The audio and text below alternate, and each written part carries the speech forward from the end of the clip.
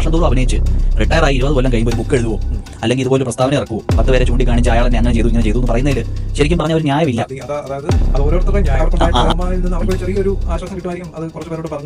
ഇങ്ങനെ റിപ്പോർട്ട് ഉണ്ടാക്കിയത് എന്തിനാ പിന്നെ ഇത് ഒന്നെങ്കിൽ അതിന്റെ സ്റ്റെപ്പായിട്ട് എടുത്ത് ആക്ഷൻസ് അപ്പത്തൊട്ട് എടുക്കണം. റിപ്പോർട്ട് പുറത്ത് വിട്ടില്ലെങ്കിലും റിപ്പോർട്ടിന്റെ പഠനം മൂലം കഴിഞ്ഞ 5 കൊല്ലം ഉണ്ടല്ലോ, 3-4 കൊല്ലമായില്ലേ, 2024 ആ 5 കൊല്ലം കൊണ്ട് ഈ ഒരു റിപ്പോർട്ട് ഒബ്സൊലീറ്റ് ആയി ശരിക്കും പറഞ്ഞു. പണ്ടും മുതലേ ഇത് കാര്യങ്ങളെല്ലാം ഉള്ളതാണ്. പണ്ടുള്ള ആൾക്കാർ പുറത്ത് പറയുന്നില്ല, അവർക്ക് നാണക്കേടും അല്ലെങ്കിൽ പേടി കൊണ്ട് പറയാത്തതാണ്. ഇപ്പോൾ ആൾക്കാർക്ക് കുറച്ചുകൂടെ ബോൾഡാണ്, കുറച്ചുകൂടെ സപ്പോർട്ട് കിട്ടുമെന്ന് അറിയാവുന്നത് കൊണ്ട് പുറത്ത് പറയുന്നുള്ളൂ. പക്ഷേ ഇതിലുള്ള ആൾക്കാർ എക്സ്പ്ലോയിറ്റ് ചെയ്യുന്നവർക്ക് ചെറിയ പേടിയാണ്. ഞാൻ നാളെ മാറാനുള്ള ഒരു വഴി ഇതിനകത്തുണ്ട്. അതുകൊണ്ട് അല്ലെങ്കിൽ എന്റെ വീട്ടുകാർക്കും കുടുംബക്കാർക്കും ഒക്കെ ഇത് മൂലം ഉണ്ടാകാവുന്ന പ്രശ്നങ്ങൾ ഇപ്പോൾ കാണുന്നുണ്ടാവും. ബാക്കി അമ്മ ബോഡിയുടെ എല്ലാവരും രാജിവെച്ചിട്ട് പറഞ്ഞു ഞങ്ങളുടെ അടുത്ത് അങ്ങനെ കംപ്ലൈന്റ് എത്തിയിട്ടില്ലെന്ന്. അപ്പം ആ രാജിവെച്ചതോടെ അവരുടെ ഉത്തരവാദിത്വം തീർന്നു. ഇനി ബോഡിക്ക് ആരും ഇല്ല. ഇപ്പൊ ആ ബോഡി പിരിച്ചു വിട്ട പോലെ പാർലമെന്റ് എടുത്തൊരു പ്രശ്നം വരുമ്പോൾ മന്ത്രിസഭ പിരിച്ചു വിട്ടെന്ന് പറഞ്ഞ പോലെ ഇങ്ങനെ പറഞ്ഞിട്ടുള്ള കൺസെന്റ് ഉണ്ടെങ്കിൽ കൺസെൻഷ്വൽ സെക്സ് ഒക്കെയാണ് എന്ന് പറയുന്ന ഏത് എടുത്തു നോക്കിയാലും പ്രൂവ് ചെയ്യാൻ പാടാണ്. കാരണം ആ സമയത്ത് അവര് രണ്ടുപേരും മാത്രമേ ഉള്ളൂ. ഇത് കേസില്ല, കേസ് രജിസ്റ്റർ ചെയ്യാതെ ഇത് ചുമ്മാ ഇങ്ങനെ ഉന്നയിച്ചു കഴിഞ്ഞാൽ മറ്റേ ആളുടെ ബാധ്യതയാണ് ആണോ അല്ലയോ എന്ന് തെളിയിക്കുക. കാരണം ഇവരൊക്കെ എന്ന് പറഞ്ഞു കഴിഞ്ഞാൽ ഒരുപാട് എന്താ പറയുക മെയിൻ സ്ട്രീം ആക്ട്രസസ് അല്ല. അതുകൊണ്ട് അവർക്ക് എന്തുമാത്രം സപ്പോർട്ട് കിട്ടും, ആൾക്കാർ ഇതിനെ ഇങ്ങനെ കാണും. ഇപ്പൊ പുറത്ത് വന്നത് ഹേമ കമ്മിറ്റി റിപ്പോർട്ടിന്റെ അതാ ഞാൻ ചോദിക്കുന്നത്, ഹേമ കമ്മിറ്റി റിപ്പോർട്ടിന്റെ അടിസ്ഥാനത്തിലാണോ പുറത്തു വന്നത്? പല കാരണങ്ങൾ കൊണ്ട് സ്റ്റിക്ക് ഓൺ ചെയ്യുന്നതാണ്. എവിടെയോ അവർക്കുണ്ട് നിവർത്തിയുണ്ട്. ആ നിവർത്തിയുടെ ചൂഷണം ചെയ്യപ്പെടുന്നത് കൊണ്ടാണ് അവർ പിന്നെ ഒന്നെങ്കിൽ അവിടെ പോകുന്നു, അല്ലെങ്കിൽ വേറെ അടുത്ത് പോകുമ്പോഴും ഇതേ തെറ്റ് തന്നെ പിന്നീട് സംഭവിക്കുന്നത്. അതുകൊണ്ടാണ് നീ ഏതൊരു ഇൻഡസ്ട്രി എടുത്ത് നോക്കാം, എല്ലാ ഇൻഡസ്ട്രിയിലും ഒരു ബിഗ് പ്ലെയർ സ്മോൾ പ്ലെയർ കാണും. ഇത് നമ്മളിപ്പം മാർക്കറ്റിംഗിന്റെ ഒക്കെ ലാംഗ്വേജ് പറയുകയാണെങ്കിൽ പോർട്ടർ 5 ഫോഴ്സസ് മോഡൽ എന്നൊക്കെ പറയും. ബാരിയേഴ്സ് ടു എൻട്രി, അതായത് ഒരു ബിസിനസ് മോഡൽ സക്സസ്ഫുൾ ആയി കഴിഞ്ഞാൽ അതിലെ വലിയ പ്ലെയേഴ്സ് നാച്ചുറൽ ആയിട്ട് കുറെ ബാരിയേഴ്സ് സെറ്റ് ചെയ്യും, വേറൊരു പുതിയ പ്ലെയർ ഉയർന്നു വരാതിരിക്കാൻ.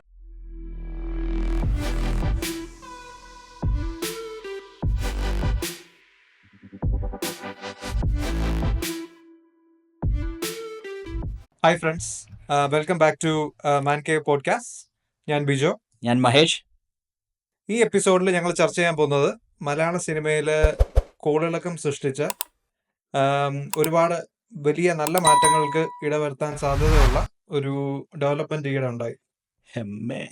ഹേമ കമ്മിറ്റി റിപ്പോർട്ട് പുറത്തു വന്നു. അപ്പൊ അതിനെക്കുറിച്ചാണ് ഈ എപ്പിസോഡിൽ ഡിസ്കസ് ചെയ്യാൻ പോകുന്നത്. അതെ, അതിനോട് അനുബന്ധിച്ച് ഉണ്ടായ പൊട്ടിത്തെറികളും അതിലുണ്ടായ റിപ്പോർട്ടിലെ പ്രസക്തമായ പോയിന്റ്സ് എന്തൊക്കെയാണ്, അത് എന്ത് മാറ്റമാണ് കൊണ്ടുവരാൻ, അതിന്റെ ഉള്ളടക്കം എന്താണ്, അതിന്റെ എല്ലാ വശവും അല്ലെ ഡിസ്കസ് ചെയ്യുന്ന ഒരു ഇൻട്രസ്റ്റിംഗ് പോഡ്കാസ്റ്റ് ആണ്. എടാ, അപ്പം ഹേമ കമ്മിറ്റി റിപ്പോർട്ട് അതിന്റെ ഒരു തുടക്കം എവിടുന്നാ? അതാദ്യം നമുക്ക് നമ്മുടെ വ്യൂവേഴ്സിനോടൊന്ന് പറഞ്ഞു കൊടുക്കാം. തുടക്കം നമ്മുടെ 2017 ആക്ടർ അസോൾട്ട് കേസ് വന്നതോടുകൂടിയാണ് ഇങ്ങനെ ഇതിനെക്കുറിച്ച് ചർച്ചയാകുന്നതും സ്ത്രീകളുടെ സുരക്ഷയെ കുറിച്ച് ഒരു കൺസേൺ കൂടുതലായിട്ട് വരുന്നത്. ഇതിനു മുമ്പ് അതുണ്ടെങ്കിൽ കൂടി, മലയാള സിനിമയിൽ ഉണ്ടെങ്കിൽ കൂടി അത് വലിയൊരു കൺസേൺ ആകുന്നതും ആ ഒരു ഇൻസിഡന്റ് കൂടി. പിന്നീട് അപ്പം അതിനോട് അനുബന്ധിച്ച് കൂടുതലും സ്ത്രീകൾക്ക് വലിയ സപ്പോർട്ട് ഇതിനകത്ത് കിട്ടുന്നില്ല എന്ന് കാണുമ്പോഴത്തേക്കും നമ്മുടെ WCC നിലവിൽ വന്നു. WCCയുടെ വിമൻസ് സെൽ നിലവിൽ വന്നു. അവരുടെ പ്രഷറും പിന്നെ അന്ന് ഇതിന്റെ എന്താ പറയുന്നത്, ഇതിന്റെ പുറകിലുള്ള ആൾക്കാരോ അല്ലെങ്കിൽ അലിഗേഷനോ കൂടുതൽ വരാത്ത സമയത്ത് തന്നെ എല്ലാവരും ഒന്നിച്ച് നിന്ന് ആ സമയത്ത് ഉള്ള പ്രഷർ കൊണ്ട് ഇവര് കൊടുത്ത പെറ്റീഷനും കൊണ്ടും എനിക്ക് അന്നത്തെ ഹൈക്കോർട്ടാണോ ഗവൺമെന്റ് ആണോ നിയമിച്ചത്?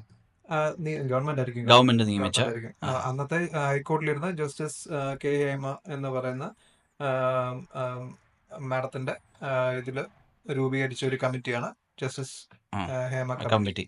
അപ്പൊ ഈ റിപ്പോർട്ടിന്റെ ഉണ്ടാക്കാൻ വേണ്ടി, അതായത് ഗ്രൂപ്പ് ഡിസ്കഷൻസ്, പലര് വന്ന് കോൺഫിഡൻഷ്യൽ ആയിട്ട് അവരുടെ വാക്കുമൂലവും ഇന്റർവ്യൂസും ഡിസ്കഷൻസും എല്ലാം നടത്തി അതിൽ നിന്നെല്ലാം കൂടെ എടുത്ത് ഇൻഫർമേറ്റീവ് ആയിട്ട് ഉണ്ടാക്കിയേക്കുന്ന റിപ്പോർട്ടാണ്. 250 പേജ് അങ്ങാണ്ടുണ്ട് നമ്മളത് വായിച്ചു നോക്കിയപ്പോൾ. അപ്പൊ അതെന്ന് പറഞ്ഞാൽ അത് വളരെ പോയറ്റിക് ആയിട്ട് എഴുതിയിട്ടുമുണ്ട്, കാര്യഗൗരവമായിട്ട് എഴുതിയിട്ടുണ്ട്. അപ്പം റിപ്പോർട്ട് എന്നാ ശരിക്കും 2019 5 വർഷം കഴിഞ്ഞാണ് ഇപ്പൊ പുറത്തു വന്നിരിക്കുന്നത്. പക്ഷെ റിപ്പോർട്ട് സബ്മിറ്റ് ചെയ്തത് 2019 അങ്ങാണ്ട. 2019 സബ്മിറ്റ് ചെയ്ത റിപ്പോർട്ടാണ് ഗവൺമെന്റിന്. അത് ഇന്ന് വരെ പുറത്തു വന്നിട്ടില്ല. പിന്നെ RTIയുടെ ഒക്കെ വിവരാവകാശത്തിന്റെ പേരിൽ ആരാണ് സബ്മിറ്റ് ചെയ്ത് ചെയ്തു. അതിന്റെ എല്ലാം ഒരു കളക്റ്റീവ് എഫേർട്ട് ആയിട്ട് കിട്ടിയതാണ് ഇപ്പൊ. അതും പക്ഷെ എല്ലാം ആരുടെയും പേരുകളോ ഒന്നും ഉൾപ്പെടുത്താതെ പ്രൈവസി വളരെ നീറ്റായിട്ട് എല്ലാം ഒഴിവാക്കിയാണ്. അപ്പൊ അതിന് 2 കാര്യങ്ങളുണ്ട് കേട്ടോ. അതായത് ഞാൻ ആദ്യം ഓർത്തത് റിപ്പോർട്ട് സബ്മിറ്റ് ചെയ്യുമ്പം കാര്യമായിട്ടുള്ള എല്ലാം അതിനകത്ത് വേണ്ടേ. അപ്പൊ റിപ്പോർട്ടിനകത്തുനിന്ന് ആരെക്കുറിച്ചാണോ പറഞ്ഞേക്കുന്നത് അതെല്ലാം എടുത്ത് മാറ്റി, പേരുകളൊന്നുമില്ല. അപ്പം പിന്നെ അതിനെക്കുറിച്ച് വായിച്ചപ്പോഴാണ് മനസ്സിലാകുന്നത് ഇതിനു വേണ്ടി മുന്നോട്ട് വന്ന് എവിഡൻസ് നൽകിയവരെല്ലാം കോൺഫിഡൻഷ്യൽ ആയിരിക്കും എന്നുള്ള ഒരു ഒറ്റ കണ്ടീഷന്റെ പുറത്താണ് ഇത്രയും പേര് മുന്നോട്ട് വന്ന് ഈ സ്റ്റേറ്റ്മെന്റ്സ് തന്നെന്നാണ് പറയുന്നത്. അപ്പൊ അതൊന്ന് അവര് തന്നെ പറഞ്ഞിട്ടുണ്ട്, ഞങ്ങൾ തരുന്ന സ്റ്റേറ്റ്മെന്റ്സിൽ കൊടുക്കും പുറത്തു വിടാൻ പാടില്ല. അപ്പൊ അങ്ങനെ ഒരു കോൺഫിഡൻഷ്യാലിറ്റിയുടെ ബേസിലാണ് ഇത് വന്നേക്കുന്നത്. അപ്പം കാരണം അവർക്ക് പേടിയാ, ഇപ്പം ഞാൻ കാരണം ഇന്ന ആൾക്കെതിരെ എന്നപ്പം എനിക്ക് ഓപ്പൺ ആയിട്ട് പറഞ്ഞാൽ പോലെ. അപ്പൊ ഇവർ ഈ റിപ്പോർട്ടും കൊണ്ട് ശരിക്കും ഉദ്ദേശിച്ചത് നല്ലൊരു മാറ്റം വരണം, അതിനൊരു തുടക്കമാകാൻ ഒരു റിപ്പോർട്ട് എന്നുള്ള രീതിയിലാണ്. അല്ലെ പിന്നെ നേരെ പോയി പോലീസിനടുത്ത് കേസ് കൊടുത്താൽ പോരെ. അപ്പൊ അതിന് പകരം ഇങ്ങനെ വന്നത് ഒരു ഗ്രൂപ്പായിട്ട് നീ പറഞ്ഞ പോലെ WCC വന്നു മറ്റേതിന്റെ മുന്നോടിയായി. അത് കഴിഞ്ഞ് ഈ റിപ്പോർട്ട് വരുന്നതോളും വലിയൊരു ചേഞ്ച് ഉണ്ടാവും. പക്ഷെ ഇതിപ്പോ സ്പൈറലായി കൈ നിൽക്കാത്തൊരവസ്ഥയിലേക്ക് ഇത് പൊക്കോണ്ടിരിക്കുന്നത്. പക്ഷെ ഇത് ഒരു ജഡ്ജിനോട് നമ്മൾ ഇത് റിവീൽ ചെയ്യുമ്പോൾ സ്വാഭാവികമായിട്ട് അവർക്ക് അറിയാൻ മേലെ ഇതിന്റെ റിപ്പർക്കഷൻസ് പിന്നീട് ഉണ്ടാകും. അതായത് ഇതൊരു കേസ് ആവാം, അല്ലാതെ ഒരിക്കലും എത്ര നാള് കോൺഫിഡൻഷ്യൽ ആയിട്ട് വെക്കാൻ പറ്റത്തില്ല, അറിയത്തില്ലല്ലോ. സോ അതാ ഞാൻ പറഞ്ഞ ഇപ്പൊ ഇത് വിവരാവകാശത്തിന് പുറത്താണോ അതോ ഇപ്പം നൈസായിട്ട് ആദ്യത്തെ ലേഖനം എന്ന് പോലെ ഇത് പുറത്തെന്തായാലും നീ പറഞ്ഞ പോലെ വിട്ടേ പറ്റും. അപ്പൊ ഇപ്പം 4 കൊല്ലം 5 കൊല്ലം കഴിഞ്ഞ് ഒരു കാര്യം പുറത്തേക്ക് വിടുക. നീ പറഞ്ഞ പോലെ കോൺഫിഡൻഷ്യാലിറ്റി അവർ പ്രോമിസ് ചെയ്തിട്ടുണ്ടോ, ഒരിക്കലും ഇത് പുറത്ത് വരത്തില്ലായിരിക്കും. അതായത് വിക്ടിംസിന്റെ പേര്, മറ്റവരുടെ കാര്യത്തിൽ കോൺഫിഡൻഷ്യലി വേണം നിർബന്ധമില്ല. പക്ഷെ ഞാൻ പറഞ്ഞ ഇങ്ങനെ ഒരു റിപ്പോർട്ട് ഉണ്ടാക്കിയത് എന്തിനാ പിന്നെ ഇത് ഒന്നെങ്കിൽ അതിന്റെ സ്റ്റെപ്പായിട്ട് എടുത്ത് കുറെ ആക്ഷൻസ് അപ്പത്തൊട്ട് എടുക്കണം. റിപ്പോർട്ട് പുറത്ത് വിട്ടില്ലേലും റിപ്പോർട്ടിന്റെ പഠനം മൂലം കഴിഞ്ഞ 5 കൊല്ലം ആയുണ്ടല്ലോ, 3-4 കൊല്ലം ആയില്ലേ, ഇപ്പൊ 2024 ആയില്ലേ. ആ 5 കൊല്ലം കൊണ്ട് ഈ ഒരു റിപ്പോർട്ട് ഒബ്സലീറ്റ് ആയി ശരിക്കും പറഞ്ഞ. കാരണം അന്നത്തെ അവസ്ഥക്ക് എഴുതിയ റിപ്പോർട്ടാ, ഇപ്പൊ 5 കൊല്ലം കഴിഞ്ഞു. അപ്പം ഈ 5 കൊല്ലം കൊണ്ട് ഇവർക്ക് എന്തെങ്കിലുമൊക്കെ മാറ്റങ്ങൾ വരുത്താമായിരുന്നു ആ റിപ്പോർട്ടിന്റെ അടിസ്ഥാനം. പക്ഷെ അതും നടന്നിട്ടില്ല. അപ്പൊ ആകെ ഇപ്പൊ നടന്നേക്കുന്ന തന്നെ ഈ ഇതിന്റെ പേരിൽ തെളിവ് ഇപ്പൊ ആരാ എന്താന്ന് അറിയത്തുമില്ല. കുറെ പേര് അലിഗേഷൻസ് ആയിട്ട് മുന്നോട്ട് വന്നിട്ടുമുണ്ട്. ഇപ്പൊ ആര് പറയുന്നത് വിശ്വസിക്കും എന്നുള്ളതാ. അപ്പൊ ആകെപ്പാടെ ഇത് മൊത്തം കുളം ആയിരിക്കുകയാണ്. അപ്പൊ ഇതിന്റെ റിപ്പോർട്ടിനകത്ത് ഉള്ള പറഞ്ഞിട്ടുള്ള കൺസേൺസ്, അതിന്റെ ഒരു മെയിൻ പോയിന്റ്സ് നമുക്കൊന്ന് ഡിസ്കസ് ചെയ്യാം. അതെ അതെ. അപ്പം ഇതിനകത്ത് മെയിൻ ആയിട്ടും ഉള്ള അലിഗേഷൻ എന്ന് പറഞ്ഞാൽ സെക്ഷൽ ഹാരാസ്മെന്റ് ആണ്. അത് നമ്മൾ പണ്ട് മുതലേ കേട്ടിട്ടുള്ളതാണ്. ഇപ്പം കൂടുതൽ ആൾക്കാർ പുറത്ത് വന്ന് ഇത് കഴിഞ്ഞിട്ട് പിന്നീട് ആരോപണം ഉന്നയിക്കുന്നത് സെക്ഷൽ ഹാരാസ്മെന്റ്. അപ്പൊ അതിനകത്ത് മെയിൻ ആയിട്ട് അലിഗേഷൻ വന്നിരിക്കുന്നത് സിദ്ദിഖിനെതിരെ ജയസൂര്യ, ഡയറക്ടർ രഞ്ജിത്ത്, ഇടവേള ബാബു, മുകേഷ്, പിന്നെ മണിയമ്പിള്ള രാജുവിനെതിരെ എന്തോ അലിഗേഷൻ ഉണ്ട്. അപ്പൊ ഇതെല്ലാം ജാമ്യമില്ലാത്തൊരു വകുപ്പിലേക്കാണ് പോയി ഓൾറെഡി. അതിലിപ്പം ജയസൂര്യ US-ലെങ്ങാണ്ട പുള്ളി ഇതിന്റെ കാര്യത്തിൽ തീരുമാനം നാട്ടിൽ വന്ന് തല വെക്കുകയല്ല. അപ്പം ഇത് ഈ പറഞ്ഞ പോലെ ഈ കേസുകളെല്ലാം വന്നത് ഈ റിപ്പോർട്ടിന്റെ അടിസ്ഥാനത്താണോ എന്ന് ചോദിച്ചാൽ അതുമല്ല. മനസ്സിലായി? ഇപ്പം നമുക്കറിയത്തില്ല, ഇതെല്ലാം കൂടെ ഒരുമിച്ച് വന്നേക്കുക. റിപ്പോർട്ട് വന്നു, റിപ്പോർട്ടിന്റെ പേരിൽ ഒന്നും പുറത്ത് പറയാത്തതുകൊണ്ട് മീഡിയ ഉൾപ്പെടെ പലരും ഊഹാപോഹങ്ങൾ പുറത്തു വിടാൻ തുടങ്ങി. അതിനകത്തെ ഒരെണ്ണം വായിച്ചിട്ട് ജോയിനിങ് ദ ഡോട്ട്സ് എന്ന് പറഞ്ഞ് കുറച്ചങ്ങ് അസ്യൂം ചെയ്യുക, കുറച്ച് ഇല്ലാത്തത് കയ്യിൽ നിന്ന് ഇടുക. കാരണം ഈ റിപ്പോർട്ട് 250 പേജും കുത്തിയിരുന്ന് ആരും വായിക്കത്തില്ല. 250 പേജ് വായിച്ചാൽ പോലും വളരെ ജനറൽ ആയിട്ട് എല്ലാം എഴുതിയേക്കുന്നത്, അല്ലാണ്ട് ഒരാളെ പിൻ പോയിന്റ് ചെയ്യോ ഒരു വിഭാഗം പിൻ പോയിന്റ് ഒന്നും ചെയ്തിട്ടില്ല. അപ്പം അതിന്റെ ഉപരിയായിട്ട് ഇപ്പൊ പലരും വന്ന് പറയുന്നത്, ഈ പറഞ്ഞവര് ഈ കമ്മിറ്റിക്ക് കൊടുത്തിട്ടുണ്ടോ, അവർ കോൺഫിഡൻഷ്യാലിറ്റി ആവശ്യപ്പെട്ടെങ്കിൽ പിന്നെ ഇപ്പൊ പുറത്ത് വന്ന് പറയുന്നത് എന്തിനാ? ഇവര് തന്നെയാണോ അതിനകത്ത് കൊടുത്തേക്കുന്നത്? ഈ പറയുന്ന ആൾക്കാരെ കുറിച്ച് തന്നെയാണോ അതിനകത്ത് പറഞ്ഞേക്കുന്നത്? ഇതൊന്നും അറിയില്ല. കഴിഞ്ഞ ദിവസം ശാരദ എന്ന് പറയുന്ന നമ്മുടെ ഓൾഡ് ആക്ട്രസ്, അവര് ഈ കമ്മിറ്റിയുടെ ഭാഗമാണ്. 3 പേരിൽ ഒരാൾ അവരാണ്. അപ്പൊ അവര് ഇങ്ങനെ പറയുന്നുണ്ടായിരുന്നു, അതായത് ഈ റിപ്പോർട്ട് വന്നതിന്റെ ഫോളോയിങ് ആയിട്ട് വന്നിട്ടുള്ള ഈ അലിഗേഷൻസ് എല്ലാം ചുമ്മാ ഇതുമായിട്ട് ബന്ധപ്പെട്ടതല്ല എന്നുള്ള രീതിയിൽ അവർ പറയുന്നുണ്ട്. എല്ലാം ആയിരിക്കില്ല, എനിക്ക് തോന്നുന്നു ചിലതൊക്കെ ഇത് ഒരെണ്ണം വന്നു അതിന്റെ ബേസിസിൽ അപ്പൊ ബാക്കിയുള്ളവർക്ക് പറയാനുള്ള ധൈര്യത്തിന്റെ പുറത്ത് വരുന്നതായിരിക്കാം. പക്ഷേ ഈ സെക്ഷൽ ഹരാസ്മെന്റിനെ കുറിച്ച് ഈ റിപ്പോർട്ടിനകത്ത് ഏറ്റവും കൂടുതൽ പറഞ്ഞേക്കുന്നത്, അപ്പൊ അത് ഡെഫിനറ്റ്ലി ഒരു ഇഷ്യൂ ആണ്, നടക്കുന്നുള്ള ഒരു കാര്യമാണെന്നുള്ള കാര്യം ഉറപ്പാണ്. കാരണം ഈ റിപ്പോർട്ടിന്റെ ഒരു മെയിൻ വാക്കുമൂലം പലരും കൊടുത്തിട്ടുണ്ടെന്നാണ് പറയുന്നത്. അപ്പം ഇപ്പൊ വരുന്ന കേസിന്റെ കാര്യമല്ല ഞാൻ പറയുന്നത്, പക്ഷെ ഇത് ഇൻഡസ്ട്രിയിൽ ഒരു വലിയ പ്രശ്നമാണ് എന്നത് വ്യക്തമാണ്. അത് ആ ഒരു കാര്യത്തിൽ ഒരു ഡൗട്ടും ഇല്ല. അതിൽ ആര് എന്ത് എന്നുള്ള ഒരു ചോദ്യം മാത്രമേ ഇനി ബാക്കിയുള്ളൂ. കുറെ പേരുടെ ഓൾറെഡി പുറത്ത് വന്നിട്ടുണ്ട്, അവർ രാജിവെച്ചു. പക്ഷെ ഇതൊരു ഇതിന്റെ അന്വേഷണ വിധേയമായിട്ട് രാജിവെച്ച, അപ്പം രാജിവെക്കുമ്പോൾ പ്രശ്നമാണ്. സത്യസന്ധനാണെങ്കിൽ എന്തിനാ രാജിവെക്കുന്നത്? രാജിവെച്ചില്ലേ പറയും ഈ സ്ഥാനത്ത് തുടർന്നുകൊണ്ട് അന്വേഷണം എങ്ങനെ നേരിടുന്നു? അതുകൊണ്ട് ഒന്നും വയ്യാത്ത അവസ്ഥയാണ്. പക്ഷേ ഈ ഒരു പ്രശ്നം വലിയൊരു പ്രശ്നം, അത് ഫിലിം ഇൻഡസ്ട്രി അല്ല, പല ഇൻഡസ്ട്രിയിലും ഉള്ള പ്രശ്നമാണ്. ഇതേ ക്യാമ്പയിൻ തന്നെ ഹോളിവുഡിൽ മീറ്റു ക്യാമ്പയിനും അങ്ങനെയുള്ള ഇതെന്ന് പറഞ്ഞാൽ ഒരു മീറ്റു ആണെന്ന് പറയാനും പറ്റുകയില്ല. കാരണം മീറ്റു ക്യാമ്പയിൻ അവിടെ തുടങ്ങിയത് കൂടുതലും പണ്ട് കാലത്തെ കാര്യങ്ങൾ പറഞ്ഞ, ഇത് കുറച്ചുകൂടെ റീസെന്റ് ആണ് അല്ലേ. അതായത് ഇപ്പം ഏറ്റവും പുതുമുഖങ്ങളായിട്ട് വന്നവരും പണ്ട് അനുഭവിച്ചവരും എല്ലാം ഇതിനകത്ത് വാക്കുമൂലം കൊടുത്തിട്ടുണ്ട്. അപ്പം ഇത് ഇത്രയും വർഷം നീണ്ട പ്രശ്നമാണെന്ന് അതിന്റെ അർത്ഥം. കാരണം 20 കൊല്ലം 15 കൊല്ലം മുമ്പുള്ള കാര്യങ്ങൾ വരെ ഓരോരുത്തർ പറയുന്നത് ഇപ്പം. അഗൈൻ ഈ പറയുന്ന ആക്ട്രസ് ശാരദ പറയുന്നത് പണ്ടും മുതലേ ഇത് കാര്യങ്ങളെല്ലാം ഉള്ളതാണ്. പണ്ടുള്ള ആൾക്കാർ പുറത്ത് പറയുന്നില്ല, അവർക്ക് നാണക്കേടും അല്ലെങ്കിൽ പേടി കൊണ്ട് പറയാത്തതാണ്. ഇപ്പോൾ ഉള്ള ആൾക്കാർക്ക് കുറച്ചുകൂടെ അവർ ബോൾഡാണ്, കുറച്ചുകൂടെ സപ്പോർട്ട് കിട്ടുമെന്ന് അറിയാവുന്നത് കൊണ്ട് പുറത്ത് പറയുന്നു എന്നുള്ളേ ഉള്ളൂ. പക്ഷേ ഇതിനകത്ത് എനിക്ക് ചോദിക്കാനുള്ള ഒരു ചോദ്യം എന്നാന്ന് പറഞ്ഞാൽ, ഇപ്പം WCC എന്ന് പറഞ്ഞ ഒരു കമ്മിറ്റിയുണ്ട്, അമ്മ എന്ന് പറഞ്ഞൊരു കമ്മിറ്റിയുണ്ട്, ഫെഫ്ക എന്ന് പറഞ്ഞൊരു കമ്മിറ്റിയുണ്ട്, ഡയറക്റ്റ്, അങ്ങനെ ഒരു 10-30 ബോഡീസ് ഉണ്ട്. അപ്പം ഈ ബോഡീസിന് കംപ്ലൈൻറ്റ് കൊടുത്തോ? ഇതിനു മുമ്പ് കൊടുത്തിട്ടുണ്ടെന്നാണ് അവർ പറയുന്നത്. അതിന് ആക്ഷൻ എടുത്തിട്ടില്ല. ഈ ബോഡീസ് ഇതിന് ആക്ഷൻ എടുക്കാൻ ഉള്ള ബോഡീസ് ആണോ? അതും അറിയില്ല. ഇപ്പം പലരും, ഇപ്പം അമ്മ ബോഡിയുടെ എല്ലാവരും രാജിവെച്ചിട്ട് പറഞ്ഞു ഞങ്ങളുടെ അടുത്ത് അങ്ങനെ ഒരു കംപ്ലൈൻറ്റേ എത്തിയിട്ടില്ലെന്ന്. അപ്പം ആ രാജിവെച്ചതോടെ അവരുടെ ഉത്തരവാദിത്വം തീർന്നു. ഇനി ബോഡിക്ക് ആരും ഇല്ല. ഇപ്പം ആ ബോഡി പിരിച്ചു വിട്ട പോലെയാ. പാർലമെന്റ് എടുത്തൊരു പ്രശ്നം കൊണ്ട് വരുമ്പോൾ മന്ത്രിസഭ പിരിച്ചു വിട്ടെന്ന് പറഞ്ഞ പോലെയാ. അപ്പൊ ഇപ്പൊ ആരും ഇല്ല ഇത് കേൾക്കാനും നോക്കാനും. അപ്പം ഇതിനകത്തെ ഏറ്റവും വലിയൊരു പ്രശ്നം എന്ന് പറഞ്ഞാൽ ഇതിന് നിയമവശമുണ്ട്. ഇത് ഇപ്പം സിദ്ദിഖിനെതിരെയൊക്കെ അലിഗേഷൻ വന്നേക്കുന്നത് റേപ്പാണ്. അപ്പം അത് നോൺ ബെയിലബിൾ ഒഫൻസ് ആണ്, ക്രിമിനൽ ഒഫൻസ് ആണ്. അപ്പം അങ്ങനെ ഒരു ഒഫൻസ് നടന്നിട്ടുണ്ടെങ്കിൽ അത് പോലീസ് കേസ് എന്താണ് ഇത്രയും നാളായിട്ട് ആ പറഞ്ഞ വ്യക്തി രജിസ്റ്റർ ചെയ്യാത്തതെന്നാണ് എനിക്ക് എന്റെ അറിവ് ശരിയാണെങ്കിൽ ഈ പറഞ്ഞ ഈ ആരോപണം ഉന്നയിച്ച ആള് മുന്നേ ഇത് പറഞ്ഞിട്ടുള്ളത് എനിക്ക് തോന്നുന്നു എന്നാ പറയുന്ന ഒരു കേസായിട്ടല്ല, സോഷ്യൽ മീഡിയയിൽ അത് ഒരു അല്ല. അതാ ഞാൻ ചോദിക്കുന്നത്, അതെന്തുകൊണ്ട് അങ്ങനെ ചെയ്യുന്നത്? ഒരു കേസ് ഇപ്പം 10 ആൾക്കാർ ലോകം മുഴുവൻ വിളിച്ച് പറയുന്നതിലും ഒരു FIR രജിസ്റ്റർ ചെയ്തതിന് ശേഷം പറയുവാണെങ്കിൽ കാണിക്കാം ഞാൻ ഈ കേസും രജിസ്റ്റർ ചെയ്തിട്ടുണ്ടെന്ന്. ഇത് കേസില്ല, കേസ് രജിസ്റ്റർ ചെയ്യാതെ ഇത് ചുമ്മാ ഇങ്ങനെ ഉന്നയിച്ചു കഴിഞ്ഞാൽ മറ്റേ ആളുടെ ബാധ്യതയാണ് ആണോ അല്ലയോ എന്ന് തെളിയിക്കുക. കാരണം ഇവരൊക്കെ എന്ന് പറഞ്ഞു കഴിഞ്ഞാൽ ഒരുപാടും എന്നാ പറയുന്നത് മെയിൻ സ്ട്രീം ആക്ട്രസസ് അല്ല. അതുകൊണ്ട് അവർക്ക് എന്തുമാത്രം സപ്പോർട്ട് കിട്ടും, ആൾക്കാർ ഇതിനെ എങ്ങനെ കാണും. പക്ഷെ ഇപ്പൊ പുറത്തു വന്നല്ലോ. ഇപ്പൊ പുറത്ത് വന്നത് ഹേമ കമ്മിറ്റി റിപ്പോർട്ടിന്റെ, അതാ ഞാൻ ചോദിക്കുന്നത്, ഹേമ കമ്മിറ്റി റിപ്പോർട്ടിന്റെ അടിസ്ഥാനത്തിലാണോ പുറത്തു വന്നേ?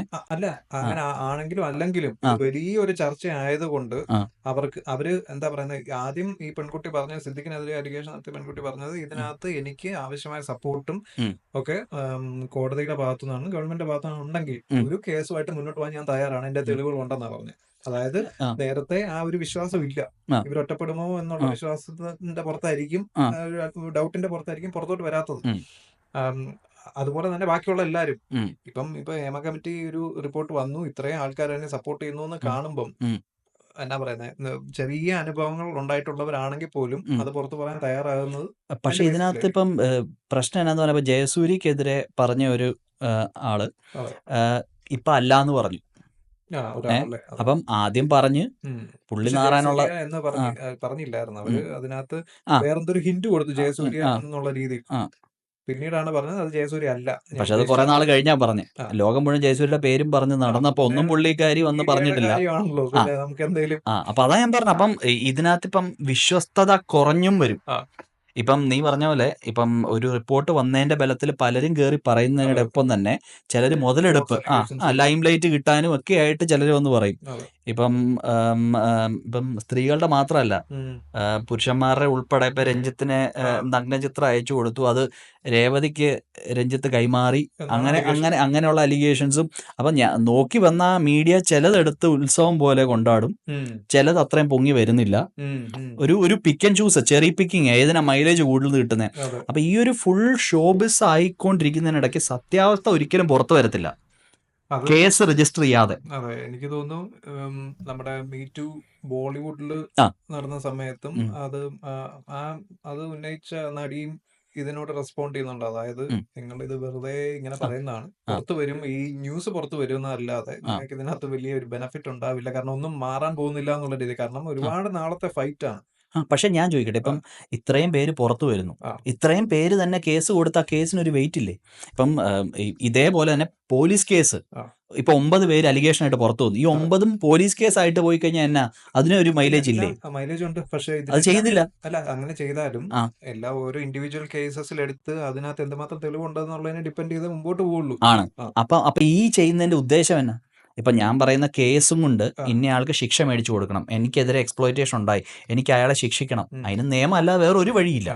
അപ്പൊ അത് ചെയ്യാതെ ഈ മീഡിയ ഒരു ജുഡീഷ്യറിക്ക് വിട്ടുകൊടുത്തോണ്ട് പ്രത്യേകിച്ച് അവരൊന്നും നേടുന്നില്ല. അല്ല, അവർ നേടുന്നുണ്ടാവാം, കാരണം അവര് ശിക്ഷ കിട്ടിയില്ല എങ്കിലും എനിക്കുണ്ടായ അനുഭവം പുറത്ത് പറഞ്ഞു, ആ ഒരു സാറ്റിസ്ഫാക്ഷൻ അല്ലെങ്കിൽ അവർക്ക് മറ്റേ ആൾക്കുണ്ടാകുന്ന ബുദ്ധിമുട്ടിൽ ഒരു സന്തോഷം, അങ്ങനെ ആകാലോ. അവർക്കുണ്ടായ ട്രോമയിൽ നിന്ന് അവർക്കൊരു ചെറിയൊരു ആശ്വാസം കിട്ടുമായിരിക്കും. അത് കുറച്ചു പേരോട് പറഞ്ഞു കഴിയുമ്പോഴത്തേക്കും പക്ഷെ വേറൊരാൾക്ക് സംഭവിക്കാതിരിക്കാൻ നോക്കട്ടെ, അങ്ങനെയുള്ള പല. പക്ഷെ അതിപ്പോ നീ പറഞ്ഞ ബോളിവുഡിൽ ഇതേ സംഭവം ഉണ്ടായി, എന്നിട്ട് ഒന്നും ആയില്ലല്ലോ. അപ്പം ഒരു കേസ് പോയി ഒരു വിധി വരാതെ ഇപ്പം ലോ എടുത്ത് നോക്കിക്കഴിഞ്ഞാൽ ഓരോ പുതിയ തരം കേസുകളും ചേഞ്ചിങ് എൻവയറമെന്റ് സൊസൈറ്റി അനുസരിച്ച് പുതിയ ലോസ് വരിക, ഉള്ള ലോ മോഡിഫൈ ആവുക, അങ്ങനെയാണ് ഓരോ വിഭാഗത്തിന് പ്രൊട്ടക്ഷൻ കൂടുന്നത്. ഇത് കേസിന് പോവാതിരുന്നാൽ ഇത് ചുമ്മാ ഒരു പേപ്പർ മാത്രമായി മാറും. ഇപ്പം ഞാൻ ഒരു കാര്യം പറയാം, ഇപ്പം ജയസൂര്യക്കെതിരെ ഉന്നയിച്ചു ഇങ്ങനെ ഒരു കുറ്റാരോപണം, അത് കഴിഞ്ഞത് റിട്രാക്ട് ചെയ്തു, അതുകൊണ്ടുണ്ടായ പുള്ളിയുടെ മാനനഷ്ടം ആര് നികത്തി കൊടുക്കും? ജയസൂര്യ സപ്പോർട്ട് ചെയ്ത് പറയുമല്ല, ഞാൻ ഒരു എക്സാമ്പിൾ എടുത്ത് പറയുക. എക്സാമ്പിൾ ആണെങ്കിൽ ജയസൂര്യക്ക് പിന്നീട് അത് കൂടുതലും ജയസൂര്യ ആണ് ഇതിന് പുറകിൽ എന്നുള്ളത് വേറൊരാളാണ് ഇത് അലിഗേഷൻ. ആദ്യത്തെ ആള് പേരെടുത്ത് പറഞ്ഞിട്ടില്ല, രണ്ടാമത്തെ ആള് പേരെടുത്ത് പറഞ്ഞു. അത് കഴിഞ്ഞ് പിന്നീട് ഒരാളോട് വന്നെന്ന് എനിക്ക് തോന്നുന്നത് ജയസൂര്യക്കെതിരെ. അപ്പോഴാണ് അത് എന്നാ പറയുന്നത്, അങ്ങ് അക്കവിട്ട് കുറച്ച് ജയസൂര്യ തന്നെ ആയിരിക്കും. സിദ്ദിഖിന്റെ ഇപ്പൊ അതുപോലെ തന്നെയാ.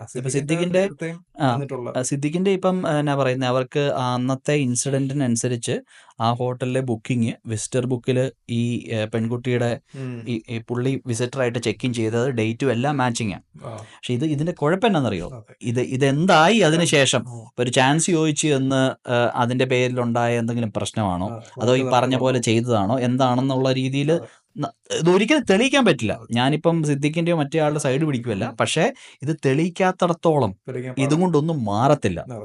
അപ്പം ഇത് നാളെയും ഇതുപോലുള്ളൊരു സംവാദം തീർന്ന് അത് എല്ലാവരും മറക്കും.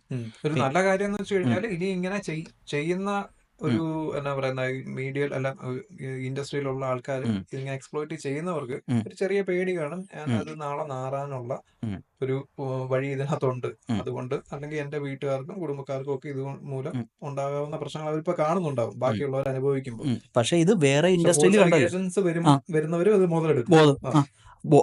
മുതലെടുക്കുന്നു മാത്രമല്ല, ഇപ്പം ഈ ഒരു വിവാദം നടന്നുകൊണ്ടിരിക്കുക, ഈ വിവാദം നടന്നുകൊണ്ടിരിക്കുമ്പോൾ അധികം നഷ്ടപ്പെടാനില്ലാത്ത ആൾക്കാരുണ്ടെങ്കിൽ അവർ വിളിച്ചിട്ട് പറയാ, ഞാൻ ഇന്ന സൂപ്പർ സ്റ്റാറിനെതിരെ പറയാൻ പോവാ, പറയണ്ടെങ്കിൽ എനിക്ക് ഇത്രയും രൂപ തരണം എന്ന് ഭീഷണിപ്പെടുത്താൻ വേണം. അപ്പം അതാ പറഞ്ഞ, അപ്പൊ ഇതൊരു സീസൺ പോലെ, ഇതിന്റെ സീസണാ. അപ്പൊ ഈ സീസണത്തിൽ കൊയ്യാവുന്നവരെല്ലാം കൊയ്യും. അപ്പൊ ഇതിനകത്ത് എന്നാ കുഴപ്പമെന്ന് പറഞ്ഞാൽ കുറെ പേരുടെ കേസ് ഫോളോ ഔട്ട് ആവും, കുറെ പേരുടെ കേസ് നിലനിൽക്കും. അപ്പൊ അങ്ങനെ വന്ന് ഡൈല്യൂട്ട് ആവുമ്പം യഥാർത്ഥത്തിൽ പറയാനുള്ളവർക്ക് പോലും അവരുടെ ഒരു കേൾക്കാനുള്ള വില മനുഷ്യരിൽ പോകും. കാരണം 10 കേസിൽ 5 ചുമ്മാ തള്ളിയതാണെങ്കിൽ ബാക്കി 5 ജനങ്ങൾ ഉൾപ്പെടെ എല്ലാവരും ഒരു പുച്ഛമായിരിക്കും, ഇത് ശരിയാവാൻ കഴിയില്ല. അങ്ങനെ വരുന്ന ഒരു പ്രശ്നമുണ്ട്. അപ്പൊ അത് മാനിപ്പുലേറ്റും ചെയ്യാം. കേസ് സ്ട്രോങ് ആയി കിടക്കുമ്പോൾ ഡൈല്യൂട്ട് ചെയ്യാൻ അത് ഇന്റൻഷനലി കുറെ പേരെ ചുമ്മാ കയറ്റി വിട്ട് പറയിപ്പിക്കും. ഇതിൽ കുറെ കളികൾ നടക്കും. പക്ഷെ ഒരു കേസ് രജിസ്റ്റർ ചെയ്ത് അന്വേഷിച്ചേ പറ്റൂ, അന്വേഷിച്ച് റിപ്പോർട്ട് സബ്മിറ്റ് ചെയ്യണം. വാദിച്ച് ജയിക്കുകയോ ഇല്ലയോ എന്നുള്ളതല്ല, അറ്റ്ലീസ്റ്റ് ആ ഒരു കേസ് നടക്കും. അങ്ങനെ ഒരു 10 കേസ് ആകുമ്പോൾ നാച്ചുറലി ജുഡീഷ്യറിൽ ഒരു സ്മോൾ ചേഞ്ച് വരും. ഇപ്പം ഇവർ ഇതിനകത്ത് പറയുന്നുണ്ട് ഇന്റേണൽ കമ്മിറ്റി സെറ്റപ്പും കാര്യങ്ങളും ഒക്കെ വേണമെന്ന്. അപ്പം അതൊരു റെക്കമെൻഡേഷൻ മാത്രമാണ്, അതൊരു ഇൻഡസ്ട്രി സ്വീകരിക്കണം എന്ന് ഒരു നിർബന്ധവും ഇല്ല. മനസ്സിലായോ? അപ്പൊ ഒരു നിയമമായിട്ട് വരുവാ, ഇത്ര പേര് കൂടുന്ന ഒരു ഇൻഡസ്ട്രി ആവുമ്പം ഇങ്ങനെ ഒരു യൂണിയൻ വേണം, ഇങ്ങനൊരു അതിന്റെ ചില നീട്ടു നടപ്പ്. ഇപ്പം സിമ്പിൾ ആയിട്ട് പറയുവാണെങ്കിൽ ഇവരുടെ ഗ്രൂപ്പില്ലേ, ഇപ്പം അമ്മ ഗ്രൂപ്പ് അതിന്റെ അല്ലെന്നാ ഇപ്പം പലരും പറയുന്നത്. ഞങ്ങളൊരു വെൽഫെയർ അസോസിയേഷൻ മാത്രം അല്ല, ഇത് സിനിമയുടെ ഒരു ട്രേഡ് യൂണിയൻ അല്ലെന്നാ. അപ്പൊ അങ്ങനെയാണെങ്കിൽ അമ്മ ഗ്രൂപ്പിൽ ഇരിക്കുന്നവര് ഇനി ഒരു ബോഡി ഉണ്ടാക്കുവാണെങ്കിൽ പോലും ഈ ആൾക്കാർ ഒത്തിരി ശക്തമാകാതിരിക്കണമെങ്കിൽ അതിനൊരു പീരിയോഡിക് ഡെമോക്രാറ്റിക് ഇലക്ഷൻ പോലെയൊക്കെ വേണം. ഇതൊന്നിരുന്നവർ തന്നെ കുറെ വർഷമായിട്ട് ഇരിക്കുമ്പോൾ അവർക്ക് ആധിപത്യം വരും. അവർ തിരിഞ്ഞു നോക്കാതെ വരും എന്നൊക്കെയാണ് ഇവർ പറയുന്നത്. അപ്പം അങ്ങനെ ഉണ്ടെങ്കിൽ അതിനൊരു ബോഡി ചേഞ്ച് വരണം. അതിനിപ്പോ ഒരു തരത്തിൽ ഇവർ രാജിവെച്ചാൽ നല്ലതാണ്, പുതിയൊരു ബോഡി വരും. എനിക്ക് തോന്നുന്നു മോഹൻലാൽ ആണെങ്കിലും മോഹൻലാലിന്റെ ആ ഒരു പത്രസമ്മേളനത്തിലാണെങ്കിലും പുള്ളി പറയുന്നത് അത് തന്നെയാണ്. അതായത് പുള്ളി പറയുന്നതിന്റെ ഒരു സമ്മറി എടുത്ത് നോക്കിക്കഴിഞ്ഞാൽ ഇവര് നീ പറഞ്ഞ പോലെ ഒരു വെൽഫെയർ അസോസിയേഷൻ ആയിട്ടും ബാക്കിയുള്ളവർക്ക് നല്ലത് ചെയ്യുക എന്നുള്ള ഒരു രീതിക്കും തുടങ്ങിയതായിരിക്കാം.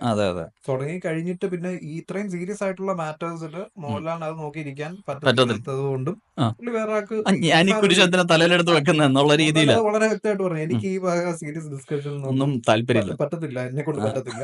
അത് അതിനെ പറ്റി ആരാണെന്ന് വെച്ച് കഴിഞ്ഞാൽ അവര് വന്നോട്ടെ. ഇവരൊക്കെ എനിക്ക് തോന്നുന്നു ഒരു ഇലക്ഷൻ വഴി വന്നവരല്ലല്ലോ. എല്ലാരും എന്നാ പറയുന്നത്, ഐക്യകണ്ഠേന പറഞ്ഞ് മോഹൻലാൽ ഇതിന് വേണം. കാരണം മോഹൻലാൽ മമ്മൂട്ടിയാണല്ലോ ഇതിന്റെ ഫേസ്, അവരെ വെച്ചാണല്ലോ എമ്മ മുമ്പോട്ട് പോകുന്നത്. അതുകൊണ്ട് അവരങ്ങനെ വന്നവരാ. അതുകൊണ്ട് അവർക്ക് ഇനി ഒരു സെൻസിറ്റീവ് സബ്ജക്റ്റ്, അതായത് ഒരു വിയോജിപ്പ് എന്നുള്ള രീതി നമുക്ക് അത് ഡിസ്കസ് ചെയ്യാം. ഇപ്പം ഞാൻ പറയുന്നത്, ഇപ്പം നമ്മള് ഇപ്പൊ ഒരാൾക്കൊരു ഇൻസിഡന്റ് ഉണ്ടായി, ഒരു മോശമായ ഇത് ഉണ്ടായെങ്കിൽ അയാള് അതിൽ നിന്ന് പിൻവാങ്ങുക, എന്നിട്ട് മാറി നിന്ന് ഒന്നെങ്കിൽ ആ പർട്ടിക്കുലർ ആളിൽ നിന്ന് മാത്രമായിരിക്കും. അങ്ങനെയാണ് ഞാൻ പിന്നെ ആ ആളുടെ കൂടെ വർക്ക് ചെയ്യല, വേറൊരാളുടെ കൂടെ വർക്ക് ചെയ്യുള്ളൂ. അല്ലെങ്കിൽ ഇത് റിപ്പോർട്ട് ചെയ്യുക. ഇതൊന്നും ചെയ്യാതെ ചിലർ ഇതിന്റെ ബെനിഫിറ്റ്സ് റീപ്പ് ചെയ്യുക. അതായത് ഞാൻ ഈ ഇപ്പം അതിനകത്ത് റിപ്പോർട്ടിനകത്ത് പറഞ്ഞേക്കുന്നത് കോംപ്രമൈസ് അഡ്ജസ്റ്റ്മെന്റ് എന്നുള്ള കാര്യങ്ങളാണ്. അപ്പം അതിനെല്ലാം വിധേയമായി ഞാൻ കുറെ നാൾ എനിക്ക് അതുകൊണ്ട് റോളും കാര്യങ്ങളും എല്ലാം കിട്ടി. അത് കഴിഞ്ഞിട്ട് ഇപ്പം ഇൻഡസ്ട്രിയിൽ ഫേമസ് ഒന്നും അല്ല, ഇപ്പം കുറച്ച് നാളിപ്പം ചിലപ്പോൾ പ്രായമായി കാണും, അങ്ങനെയുള്ളവർ വന്ന് ഇതിപ്പോൾ ഈ ഇൻഡസ്ട്രിയിലല്ല, പണ്ട് ഹോളിവുഡിൽ മീറ്റു പലയിടത്തൊക്കെ ഉണ്ടായപ്പോൾ ഇത് തന്നെയാണ്. വർഷം തോറും അഭിനയിച്ച് റിട്ടയറായി 20 കൊല്ലം കഴിയുമ്പോൾ ഒരു ബുക്ക് എഴുതുവോ അല്ലെങ്കിൽ ഇതുപോലൊരു പ്രസ്താവന ഇറക്കുവോ, 10 പേരെ ചൂണ്ടിക്കാണിച്ച് അയാൾ എന്നെ അങ്ങനെ ചെയ്തു ഇങ്ങനെ ചെയ്തു എന്ന് പറയുന്നതിൽ ശരിക്കും പറഞ്ഞ ഒരു ന്യായമില്ല.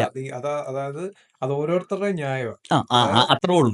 അതായത് ഇപ്പം എന്നാ പറയുന്നത്, നിനക്ക് അങ്ങനെ ഒരു ഇൻസിഡന്റ് ഉണ്ടായിട്ടുണ്ടെങ്കിൽ as A citizen of the country നിനക്ക് അത് എപ്പോ വേണമെങ്കിലും തുറന്ന് പറയാം, എപ്പോ വേണമെങ്കിലും നീതി തേടി പോകാം, നിനക്ക് അതിനുള്ള റൈറ്റ് ഉണ്ട്. പക്ഷെ അവിടെയാണ് നിയമത്തിൽ ഒരു പ്രശ്നം.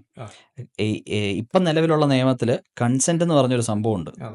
കൺസെൻഷ്വൽ ആയിട്ട് ചെയ്ത ഒരു കാര്യത്തിന് ഒരു അതിനെ പിന്നെ സെക്ഷുവൽ ഹരാസ്മെന്റ് എന്ന് പറയുന്നത് വൺ സൈഡഡ് ഒരു കാര്യമാണ്. അതായത് ഞാൻ ഇപ്പം ഇൻഡസ്ട്രിയിൽ എന്നെ എക്സ്പ്ലോയിറ്റ് ചെയ്തു, ഞാൻ അതിന് നിന്നു കൊടുത്തു, അപ്പം അത് കൺസെന്റ് ആണോ, കൺസെന്റ് എന്നുള്ള രീതിയിൽ അപ്പം അത് കഴിഞ്ഞ് 20 കൊല്ലം കഴിഞ്ഞ് എനിക്കത് നേടേണ്ട എല്ലാം നേടി, ഇനിയിപ്പോൾ എനിക്കൊന്നുമില്ല. അപ്പം നീ പറഞ്ഞ പോലെ എൻ്റെ ന്യായത്തിന്റെ പുറത്ത് ഞാനത് ചൂണ്ടിക്കാണിക്കുന്നു. അപ്പം അന്ന് കൺസെന്റ് ഉണ്ടോ ഇല്ലയോ എന്നുള്ളതിന് ഒരു ചോദ്യചിഹ്നമായിട്ട് നിൽക്കും. അതിപ്പോ നീ ഏത് രാജ്യത്തിന് എടുത്ത് നോക്കിക്കഴിഞ്ഞാലും നിയമവ്യവസ്ഥയിൽ ഇങ്ങനെ പറഞ്ഞിട്ടുള്ള കൺസെന്റ് ഉണ്ടെങ്കിൽ കൺസെൻഷ്വൽ സെക്സ് ഓക്കെയാണ് എന്ന് പറയുന്ന ഏത് എടുത്തു നോക്കിയാലും പ്രൂവ് ചെയ്യാൻ പാടാണ്. കാരണം ആ സമയത്ത് അവര് രണ്ടുപേരും മാത്രമേ ഉള്ളൂ. അതുകൊണ്ട് അവർക്ക് മാത്രമേ ഇതിന്റെ ഡീറ്റെയിൽസ് അറിയത്തുള്ളൂ. അതൊരിക്കലും പ്രൂവ് ചെയ്യാൻ പറ്റില്ല unless there is a CCTV or something. അല്ല, അത് പറയാലോ. ഇപ്പം നമ്മൾ പറയത്തില്ല, ഇപ്പം നമ്മുടെ വാഹനം മോഷണം പോയി, ആ വാഹനം ഉപയോഗിച്ച് ഒരാളെ കിഡ്നാപ്പ് ചെയ്തു. ഞാൻ എൻ്റെ വാഹനം പോയിട്ട് മോഷണം റിപ്പോർട്ട് ചെയ്തിട്ടില്ല, ഒരു 2 മാസം കഴിഞ്ഞ് എൻ്റെ വണ്ടി എടുത്ത് വേറൊരാൾ പോയി എന്തെങ്കിലും ക്രൈം ചെയ്താൽ അത് എൻ്റെ തലയിൽ വരും. ഞാൻ ആ റിപ്പോർട്ട് ചെയ്താ എൻ്റെ കൈ തീർന്നു എന്ന് പറഞ്ഞ പോലെ തന്നെ ഇങ്ങനൊരു നീ പറഞ്ഞ പോലെ കൺസെന്റ് ഉണ്ടോ ഇല്ലയോ എന്ന് അറിയണമെങ്കിൽ എന്നെ ഇപ്പോൾ ഒരാൾ നിർബന്ധപൂർവ്വം എക്സ്പ്ലോയിറ്റ് ചെയ്യുവാണെങ്കിൽ ഞാൻ വീണ്ടും അവിടെ പോകത്തില്ല. രണ്ടാമത്തെ കാര്യം, ഞാനത് റിപ്പോർട്ട് ചെയ്യും. ഇതൊന്നും ഇല്ലാത്ത പക്ഷം എനിക്ക് ഒരിക്കലും ആർഗ്യ ചെയ്യാൻ പറ്റില്ല കൺസെന്റ് ഇല്ലായിരുന്നു. അതിപ്പം അതിന്റെ രണ്ടാമത്തെ കാര്യം എന്ന് വെച്ചാല് ഇത് കൂടുതലും എക്സ്പ്ലോയിറ്റേഷൻ നടക്കുന്നത് പുറത്ത് പറഞ്ഞിട്ടുള്ളത് മെയിൻ സ്ട്രീം നടിമാരല്ല, കൂടുതലും ജൂനിയർ ആർട്ടിസ്റ്റോ അല്ലെങ്കിൽ അങ്ങനെയുള്ള ആൾക്കാരാണ്. അപ്പൊ അവരുടെ ഉപജീവന മാർഗമാണ്. അപ്പം നമ്മുടെ വണ്ടി റിപ്പോർട്ട് ചെയ്യുന്ന പോലെയല്ല, വണ്ടി റിപ്പോർട്ട് ചെയ്യുന്നത് നിനക്ക് ഫിനാൻഷ്യലി ഉള്ള ലോസ് ആണ് ആ സമയത്ത്. ഇവരെ സംബന്ധിച്ചിടത്തോളം ആ ഫിനാൻഷ്യൽ ലോസിനേക്കാൾ ഉപരി അവർക്ക് ഇനി മുന്നോട്ടുള്ള ജീവിതമായിരിക്കും, അല്ലെങ്കിൽ അവരുടെ ഒരു പറഞ്ഞ പോലെ പാഷൻ എന്നാ പറയുന്നത് അറ്റൈൻ ചെയ്യാനുള്ള ഒരേ ഒരു മാർഗം ഇതായിരിക്കും. അതായത് ഈ സിനിമയിലേക്ക് കയറാനുള്ള ഒരേ ഒരു വഴി ചിലപ്പോൾ ഇതായിരിക്കാം. പല കാരണങ്ങൾ, ഇത് മാത്രമല്ല പല കാരണങ്ങൾ കൊണ്ട് അവർ സ്റ്റിക്ക് ഓൺ ചെയ്യുന്നതാണ്. നിവർത്തികേട് എവിടെയോ അവർക്കുണ്ട്, ഒരു നിവർത്തികേടുണ്ട്. ആ നിവർത്തികേട് ചൂഷണം ചെയ്യപ്പെടുന്നത് കൊണ്ടാണ് അവര് പിന്നെയും ഒന്നെങ്കിൽ അവിടെ പോകുന്നു, അല്ലെ വേറെ ആളുടെ അടുത്ത് പോകുമ്പോഴും ഇതേ തെറ്റ് തന്നെ പിന്നെയും സംഭവിക്കുന്നത് അതുകൊണ്ടായിരുന്നു. അപ്പൊ അതിന് ചോയ്സ് ഉണ്ടെന്നാ ഞാൻ പറയുന്നത്. ഒരാൾക്കൊരു ചോയ്സ് ഉണ്ട്, ഞാൻ ഇതിന് വിധേയമാകണോ വേണ്ടയോ എന്നുള്ളത്. എന്നെ ഇപ്പം ബ്രൂട്ടലി അല്ലെങ്കിൽ ഫോഴ്സ്ഫുള്ളി ഒരു കാര്യം ചെയ്യിപ്പിക്കുന്ന പോലല്ല, എൻ്റെ തലയ്ക്ക് കണ്ണ് വെച്ച് ആരും പറയുമല്ല ഇങ്ങനെ ചെയ്യണം. ഇന്നത് ക്വിറ്റ് പ്രോ കോ എന്ന് പറഞ്ഞ പോലെ ഇപ്പം എനിക്ക് ഇന്നത് കിട്ടാൻ ഞാൻ ഇന്നത് കൊടുക്കണം എന്ന് പറയുമ്പോൾ ആ ഒരു എക്സ്ചേഞ്ചിന് അവിടെ സമ്മതിച്ച് നിന്ന് കഴിഞ്ഞതിന് ശേഷം പിന്നെ വന്ന് അയ്യോ പൊത്തോ എന്ന് പറയുന്നതിൽ അർത്ഥമില്ല. ചോയ്സ് ഉണ്ടോ എന്നുള്ളത് നമുക്ക് അറിയത്തില്ല. എടാ, ഇപ്പൊ ഉപജീവന മാർഗം എനിക്ക് സിനിമയിൽ അഭിനയിച്ചാൽ മാത്രമേ പറ്റൂ, അതുകൊണ്ട് ഞാൻ ഇന്ന കാര്യങ്ങൾ ചെയ്യും എന്ന് പറയുന്നത് ഒരു ന്യായമല്ലെന്ന് ഞാൻ പറയുന്നത്. ന്യായമല്ല പറഞ്ഞാൽ നമുക്ക് അവരുടെ സിറ്റുവേഷൻ അറിയാത്തതുകൊണ്ടായിരിക്കും. കാരണം നീ ഇപ്പൊ പറയുന്ന അവർക്ക് ശരി, അവർക്ക് ഇപ്പം സിനിമ അല്ലെങ്കിൽ വേറെ എന്തെങ്കിലും ജോലി ചെയ്തുകൂടെ എന്നുള്ള ന്യായം അതിനകത്ത് കാണുമെങ്കിലും ചിലപ്പോൾ അവർക്ക് ഫോർ വാട്ട് എവർ റീസൺസ് അവർക്ക് അതേ പറ്റൂലായിരിക്കും. ഞാനത് ചോദ്യം ചെയ്യുമല്ല. അപ്പൊ പിന്നെ ഇത് കുറെ കൊല്ലം കഴിഞ്ഞ് ഇതൊരു കുറ്റാരോപിതമായ രീതിയിൽ വന്ന് പറയുമ്പോൾ ഇപ്പൊ ജനറലൈസ് ചെയ്ത് പറയുവാണ് ഓക്കെ. പലരും ചെയ്യുന്നത് തന്നെ പുറത്ത് വന്ന് ഒരാളെ പോയിന്റ് ചെയ്ത് പറയുക. ആ 20 കൊല്ലം പഴകിയ കാര്യം ആര് കണ്ടുപിടിക്കാനോ എങ്ങനെ കണ്ടുപിടിക്കാനോ ഇല്ല. ഞാൻ പറയാം. അപ്പൊ ഈ ഹേമ കമ്മിറ്റിയുടെ റിപ്പോർട്ട് പുറത്ത് വന്നു കഴിഞ്ഞിട്ടുള്ള കാര്യങ്ങൾ എടുത്തു നോക്കിക്കഴിഞ്ഞാൽ മെയിൻ ആയിട്ടുള്ള അക്യൂസേഷൻ എന്ന് പറഞ്ഞാല് ഈ റേപ്പ് അങ്ങനെയുള്ള കാര്യങ്ങളുണ്ട്. ബാക്കിയൊക്കെ എന്ന് പറഞ്ഞു കഴിഞ്ഞാൽ നീ നോക്കിക്കഴിഞ്ഞാൽ അവര് എന്നാ പറയുന്നത്, ഇവരെ ജയിലിൽ അടയ്ക്കണം എന്നുള്ള രീതിയിൽ ഒന്നും അക്യൂസ് ചെയ്യുവാണെന്ന് എനിക്ക് തോന്നിയിട്ടില്ല. ഇവരുടെ ഇത് പേര് സഹിതമുള്ള പേജസ് ഇതുവരെ പുറത്തു വന്നിട്ടില്ല, അതുകൊണ്ട് നമുക്ക് അറിയില്ല അതിനകത്ത് എന്താ പറഞ്ഞേക്കുന്നത്. അപ്പൊ അവര് അതിനെ സപ്പോർട്ട് ചെയ്തു, അല്ലെ അവരുടെ അനുഭവം പങ്കുവെക്കുന്നുള്ള രീതിയിൽ പുറത്തു വരുന്നതാണ് ബാക്കി പലതും.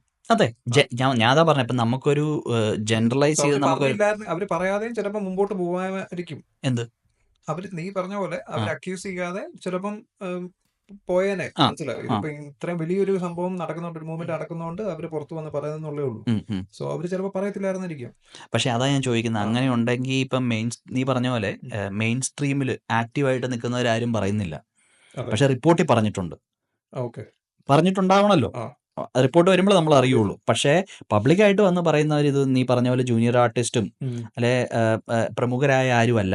പക്ഷേ ആരോപണം പോകുന്ന മുഴുവൻ പ്രമുഖരായിട്ടുള്ള ആൾക്കാർക്കെതിരെയാണ്. അപ്പം അതിനെക്കുറിച്ച് ഞാൻ പറഞ്ഞത്. അതുണ്ടെങ്കിൽ 20 കൊല്ലം മുമ്പുള്ള മുകേഷിന്റെ കേസിൽ 15-20 കൊല്ലം മുമ്പുള്ള കാര്യം എങ്ങാണ്ടാ പറയുന്നത്. അപ്പം അതൊന്നും അന്ന് പറയാതെ ഇന്ന് വന്ന് പറയുമ്പോൾ ഒരാൾ തിരിഞ്ഞു നിന്ന് ചോദിക്കുമ്പം ഉടനെ അങ്ങനെ ചോദിക്കാൻ പാടുണ്ടോ എന്ന് ചോദിക്കുന്നതിൽ അർത്ഥമില്ലെന്ന് ഞാൻ പറഞ്ഞത്. നിങ്ങൾ പറയുന്നത് സത്യമാണോ? നിങ്ങൾ ഇത്രയും നാൾ എവിടെ ആയിരുന്നു? എന്തുകൊണ്ടാണ് പറയാതിരുന്നത്? നിങ്ങൾക്കപ്പം അന്നുണ്ടാകുന്ന നാശനഷ്ടങ്ങളെക്കുറിച്ച് ആലോചിച്ച് നിങ്ങളത് സമ്മതിച്ചു. ഇന്നിപ്പോൾ എനിക്ക് നഷ്ടപ്പെടാനൊന്നുമില്ല, അതുകൊണ്ട് ഞാൻ ഇവനെ തീർത്തേക്കാന്നുള്ള രീതിയിൽ. അത് ആ ഒരു ഇതിനോടാണ് ഞാൻ പറഞ്ഞത്. അത് ശരിയല്ല. കാരണം അങ്ങനെ വരുമ്പോൾ അതിൻ്റെ ഒരു സത്യസന്ധതയെ ചോദ്യം വരും.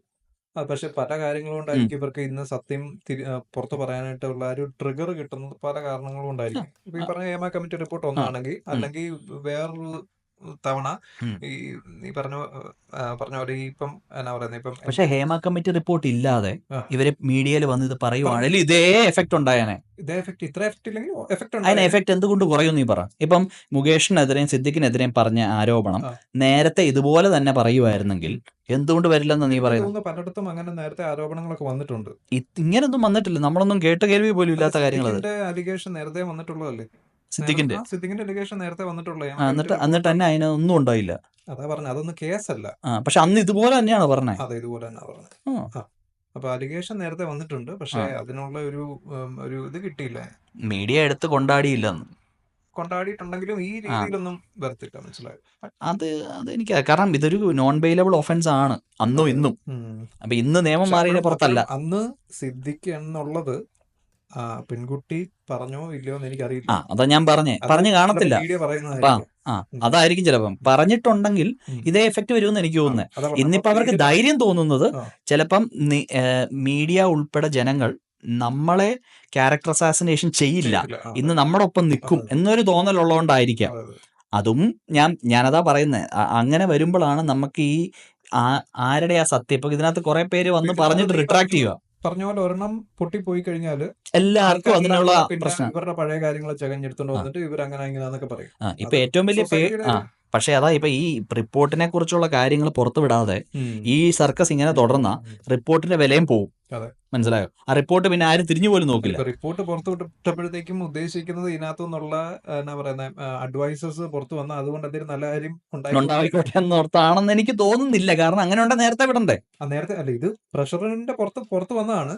പക്ഷെ അപ്പോഴും ഓരോരുത്തരുടെ പേരെടുത്ത് മാറ്റുമ്പോഴത്തേക്ക് ഇവർ ഓർത്തത് അങ്ങനെ ആയിരിക്കും. പക്ഷെ അതിന്റെ പുറകെ ഓരോരുത്തർ പിന്നെ വേറെ വെളിപാടുകൾ ഉണ്ടാകുമെന്ന് വിചാരിച്ച് കാണത്തില്ല ഇത്രയും. പിന്നെ വേറൊരു മെയിൻ അതിനകത്ത് പറയുന്നത് ഫിയർ ഓഫ് റിട്ടാലിയേഷൻ. അല്ലാതെ എനിക്കിനി മുന്നോട്ട് റോളുകൾ കിട്ടില്ല. ഇനി അത് മാത്രമല്ല, ഒരു മാഫിയ ഗ്രൂപ്പ്, ഒരു പവർഫുൾ ഗ്രൂപ്പ് അതിനകത്തുണ്ട്. ആർക്ക് റോള് കൊടുക്കണ്ട, ഇന്നയാള് വേണ്ടാന്ന് പറഞ്ഞപ്പോൾ തിലകന്റെ ഒക്കെ കേസിൽ പറയണ ഒരേ പേര് അങ്ങനെ മാറ്റി നിർത്തിയിട്ടുണ്ടെന്ന്.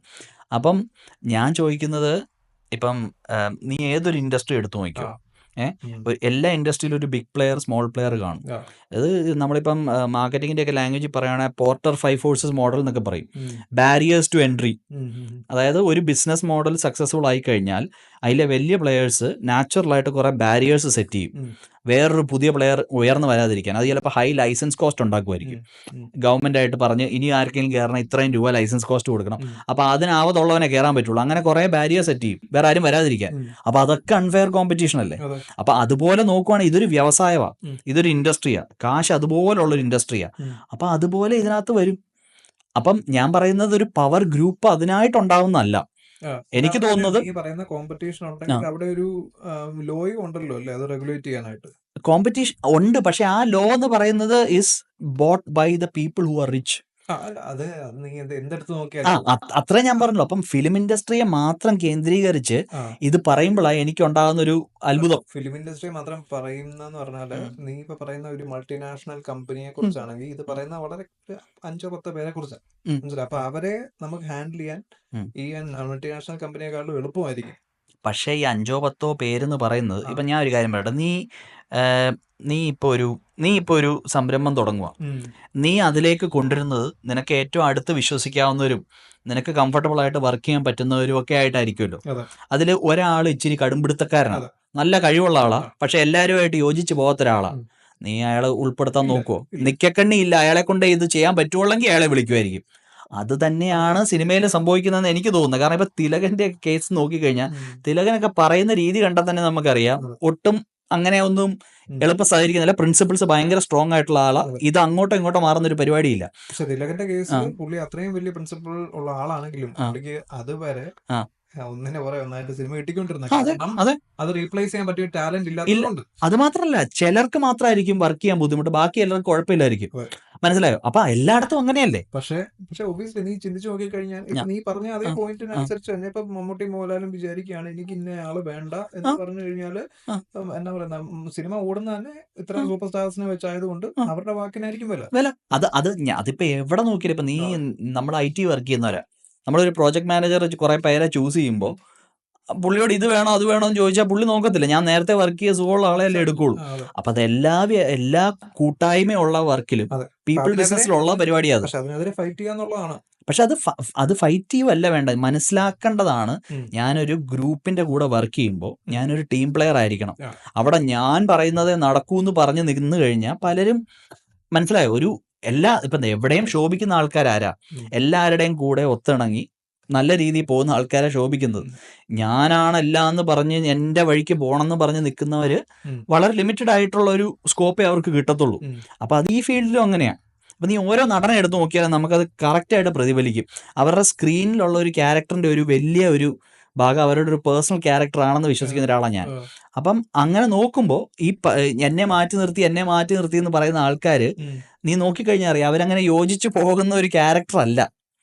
മനസ്സിലായോ? ഇപ്പം വേറെ ചിലരുണ്ട്, ഇപ്പം ചിലര് പറഞ്ഞിട്ടുണ്ട് പുതുമുഖങ്ങളായിട്ട് വരുന്നവർക്ക് ഈ പറഞ്ഞ പോലെ കഥയെ മുട്ടി തട്ടി എന്നൊക്കെ പറഞ്ഞ് കുറെ ഇതിനകത്ത് പറഞ്ഞിട്ടുണ്ടല്ലോ. അപ്പം അങ്ങനെയുള്ളവർക്ക് പിന്നെ ചാൻസ് കൊടുക്കാതിരിക്കുക, അല്ലെ അവരെ പക്ഷെ അതുപോലെ ഒരു നടി വന്ന് പറഞ്ഞു ഇതുപോലെ ആരാണ്ട കാര്യം, ചൈന ടൗണിന്റെ ഷൂട്ടിംഗ് നടക്കുമ്പോൾ എന്നെ ഇതുപോലെ ആരാണ്ട് ഇന്നടത്ത് വരണം എന്നൊക്കെ പറഞ്ഞെന്ന് അവസാനം കഥയൊന്ന് മുട്ടി തുറക്കാതിരുന്നു. അവസാനം അതിനെക്കുറിച്ച് കംപ്ലൈന്റ് ഒക്കെ പറഞ്ഞതിന്റെ പേരിൽ ആ ആളാരെന്ന് പറയുന്നില്ല, പക്ഷെ ആ ആളെന്നെ ഒഴിവാക്കണം എന്ന് പറഞ്ഞുകൊണ്ടിരിക്കുക. അവസാനം ഡയറക്ടർ വിളിച്ചു ചോദിച്ചു എന്നെ അവരായിട്ട് വല്ല പ്രശ്നമുണ്ടോ, ആ ആൾ ഇത് കാര്യം പറഞ്ഞു.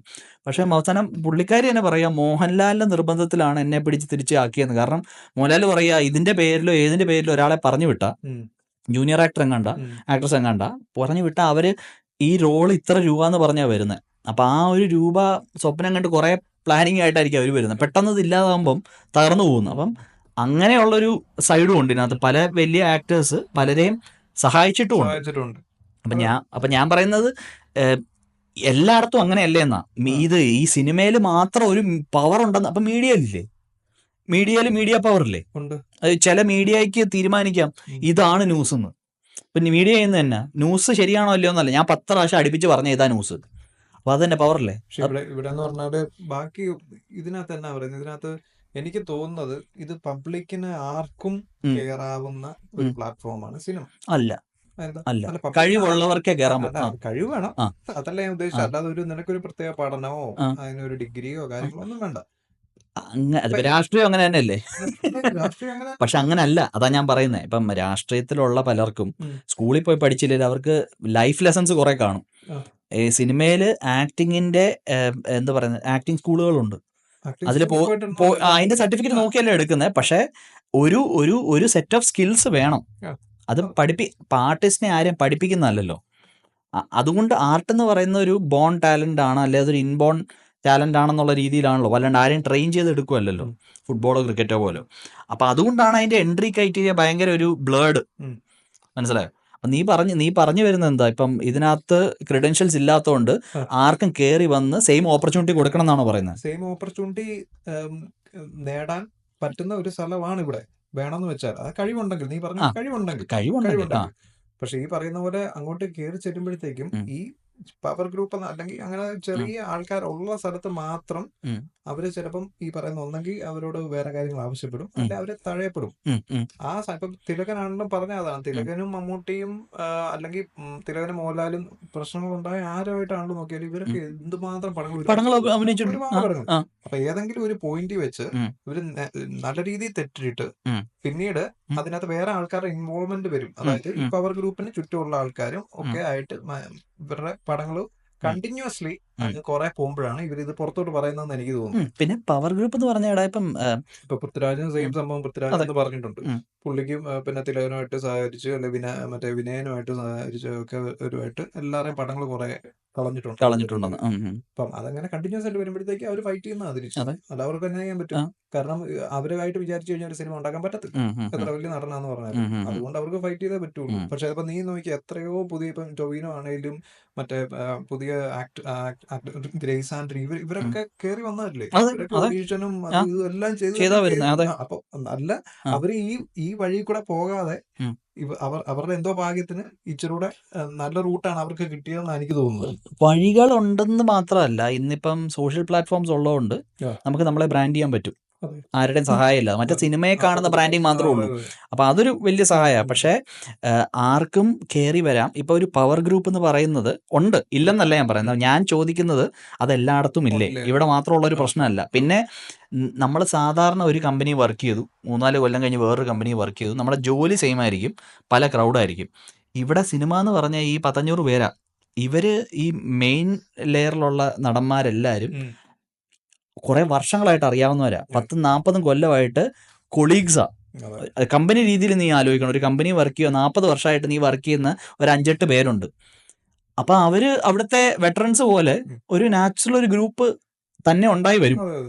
അപ്പൊ അവരിരുന്ന് പറയും, അയ്യോ അയാളുടെ കൂടെ അഭിനയിക്കാനേ വയ്യ, ഏത് നേരവും തലവേദനയാ. മറ്റേ എന്നാ പിന്നെ നീ എന്തിനാ എടുക്കുന്നത്? നമ്മള് എല്ലാം ഒരു ഡെമോക്രാറ്റിക് രീതി കൊണ്ടുപോകാൻ നോക്കിയാ ഒന്നും നടക്കുകയില്ല. പ്രത്യേകിച്ച് ഇതൊരു ആർട്ടാണ്, ക്രിയേറ്റീവ് ഫീൽഡ്. അതിൽ നമുക്ക് യോജിപ്പില്ലാത്തുള്ള ആൾക്കാർ വന്നു കഴിഞ്ഞാൽ നടക്കുകയില്ല. അപ്പൊ അതിൽ ഇപ്പം ഒരു പടം വിറ്റുപോകുന്ന മമ്മൂട്ടി അല്ലെ മോഹൻലാലിന്റെ പേരിലാണെങ്കിൽ ആ ആള് പറയുക എനിക്ക് ഇന്ന കൂടെ ആളുടെ ആക്ട് ചെയ്യാൻ പറ്റില്ല എന്ന് പറഞ്ഞ ഡയറക്ടറും പ്രൊഡ്യൂസറും ഒന്നും ചെയ്യാനില്ല. അതിപ്പോ എനിക്കൊന്ന് പാർവതിയുടെ അലിഗേഷൻസ് ഒക്കെ നേരത്തെ നോക്കിക്കഴിഞ്ഞാൽ മറ്റേ കസബയുടെ പ്രശ്നങ്ങളൊക്കെ ഒന്നുമില്ലായിരുന്നു. മമ്മൂട്ടിക്കെതിരെ അലിഗേഷൻ ഒക്കെ ഉണ്ടായിരുന്നു. അത് എന്തിനാ ഇതുപോലുള്ള റോളുകൾ ചെയ്യുന്നത്. അപ്പൊ വില്ലന്മാരെ എന്താ പറയണ്ടേ? ശരിയാ, പുള്ളിക്കാരി പറയുന്ന പകുതി മുക്കാ കാര്യങ്ങളും അഭിനയിക്കുകയൊക്കെ ചെയ്യുന്നുണ്ടായിരിക്കുമല്ലോ. ഇപ്പൊ പല പ്രോജക്റ്റുകളും അതൊന്നും നോക്കിയിട്ട് തന്നെ അല്ലായിരിക്കുമല്ലോ പറഞ്ഞിരിക്കുന്നത് പല കാര്യങ്ങളും. അപ്പം എന്നാ പറയുന്നത്, ഈ WCC ആണെങ്കിലും ഇവരാണെങ്കിലും ഇതിനകത്ത് നല്ല വശങ്ങളുണ്ട്. അതായത് ഇവര് പുഷ് ചെയ്യുന്നത് കൊണ്ട് കുറച്ച് എന്നാ പറയുന്നത് അതിന്റെ ഒരു അഡ്വാൻറ്റേജ് അനുഭവിക്കുന്ന ആൾക്കാർ കാണും. പക്ഷെ ഈ സില്ലി കാര്യങ്ങൾ ഇങ്ങനെ തള്ളിപ്പിടിച്ച് ഇത് ഉള്ള ചാൻസ് കൂടെ പോകുന്ന. പിന്നെ റിപ്പോർട്ടിനകത്ത് പറഞ്ഞേക്കുന്ന വേറൊരു കാര്യം എന്ന് പറഞ്ഞാൽ ഈക്വൽ പേ ഈക്വൽ പേ. അതായത് സ്പെസിഫിക്കലി ടെക്നിക്കൽ റോൾസിലേക്ക് സ്ത്രീകൾക്ക് കടന്നു വരാൻ പറ്റുന്നില്ല എന്നും പറഞ്ഞു. അതൊരു വലിയ ഹൈലൈറ്റിനകത്ത് പറഞ്ഞിട്ടുണ്ട്. അതായത് ക്യാമറ വർക്ക് ആയിരിക്കാം, എഡിറ്റിംഗ് വർക്ക് ആയിരിക്കാം, അതിലേക്കൊന്നും കടന്നു വരാൻ പറ്റുന്നില്ല. അതിനോടൊപ്പം തന്നെ എനിക്കൊന്ന് പാർവതിയാണോ ആരാ പറഞ്ഞ തരത്തിൽ ഇപ്പം നടീ നടന്മാർക്കെല്ലാം ഒരേ ലെവൽ ഓഫ് പേ കൊടുക്കണം. അത് നടക്കത്തില്ല. അത് ഒരു മാർക്കറ്റ് രീതിയിൽ അത് ശരിയുമല്ല. മോഹൻലാൽ കൊണ്ടിരുന്ന ഒരു വ്യൂവർഷിപ്പ് അല്ല വേറൊരാൾ കൊണ്ടിരുന്നത്. അപ്പം ആ ആൾ കൊണ്ടിരുന്ന വ്യൂവർഷിപ്പിന് 100 crores ലാഭം ഉണ്ടായാൽ അതിൻ്റെ ഒരു ശതമാനം എന്നുള്ള രീതിയിൽ ആ നടൻ്റെ വാല്യൂ വരുന്നത്. അപ്പോൾ അത്രയും കൊണ്ടുവരാത്ത ഒരാൾക്ക് അതേ ഇത് വേണമെന്ന് പറഞ്ഞാൽ പിന്നെ സപ്പോർട്ടിങ് ആക്ടറിന് എല്ലാം അത് കൊടുക്കണമല്ലോ. എല്ലായിടത്തും അങ്ങനെ. പക്ഷെ ടെക്നിക്കൽ റോൾസിൽ ഈ പറഞ്ഞ കാര്യം അത് വാല്യൂബിളാണ്. കാരണം ഇപ്പൊ ടെക്നിക്കൽ റോളിൽ ഇപ്പം ആരിരുന്നാലും പടത്തിന്റെ റവന്യൂവിനെ ബാധിക്കില്ല. പക്ഷെ അയാളുടെ കഴിവ് അതുപോലെ ആയിരിക്കണം. അപ്പൊ ടെക്നിക്കൽ റോളിൽ കഴിവുള്ള സ്ത്രീകൾ ഉണ്ടെങ്കിൽ അവർക്ക് മുന്നോട്ട് വരാൻ പറ്റുന്നില്ലെങ്കിൽ അതൊരു വലിയ ബാരിയറാണ്. ജനറലി ടെക്നിക്കൽ റോൾസിൽ സ്ത്രീകൾ കുറവാണ്. അതിപ്പം എന്താ പറയുക, ഇപ്പം ഇവിടെ UK കാര്യം തന്നെ പറഞ്ഞാൽ ഇവിടുത്തെ സ്റ്റെം സബ്ജക്ട്സ് എന്ന് പറയുമല്ലോ, സയൻസ്, മാത്സ്, അങ്ങനെയുള്ള അതിലെല്ലാം പെണ്ണുങ്ങൾ അപേക്ഷിക്കുന്നത് കുറവാണ്. അവർക്ക് പക്ഷേ ഞാൻ ചോദിക്കുന്നത് അവിടെ ഈക്വൽ ഓപ്പർച്യൂണിറ്റി ഇല്ലാത്തതുകൊണ്ടല്ല അവർ വരാത്തത്. അവർ ആപ്ലിക്കൻസേ കുറവാണ്.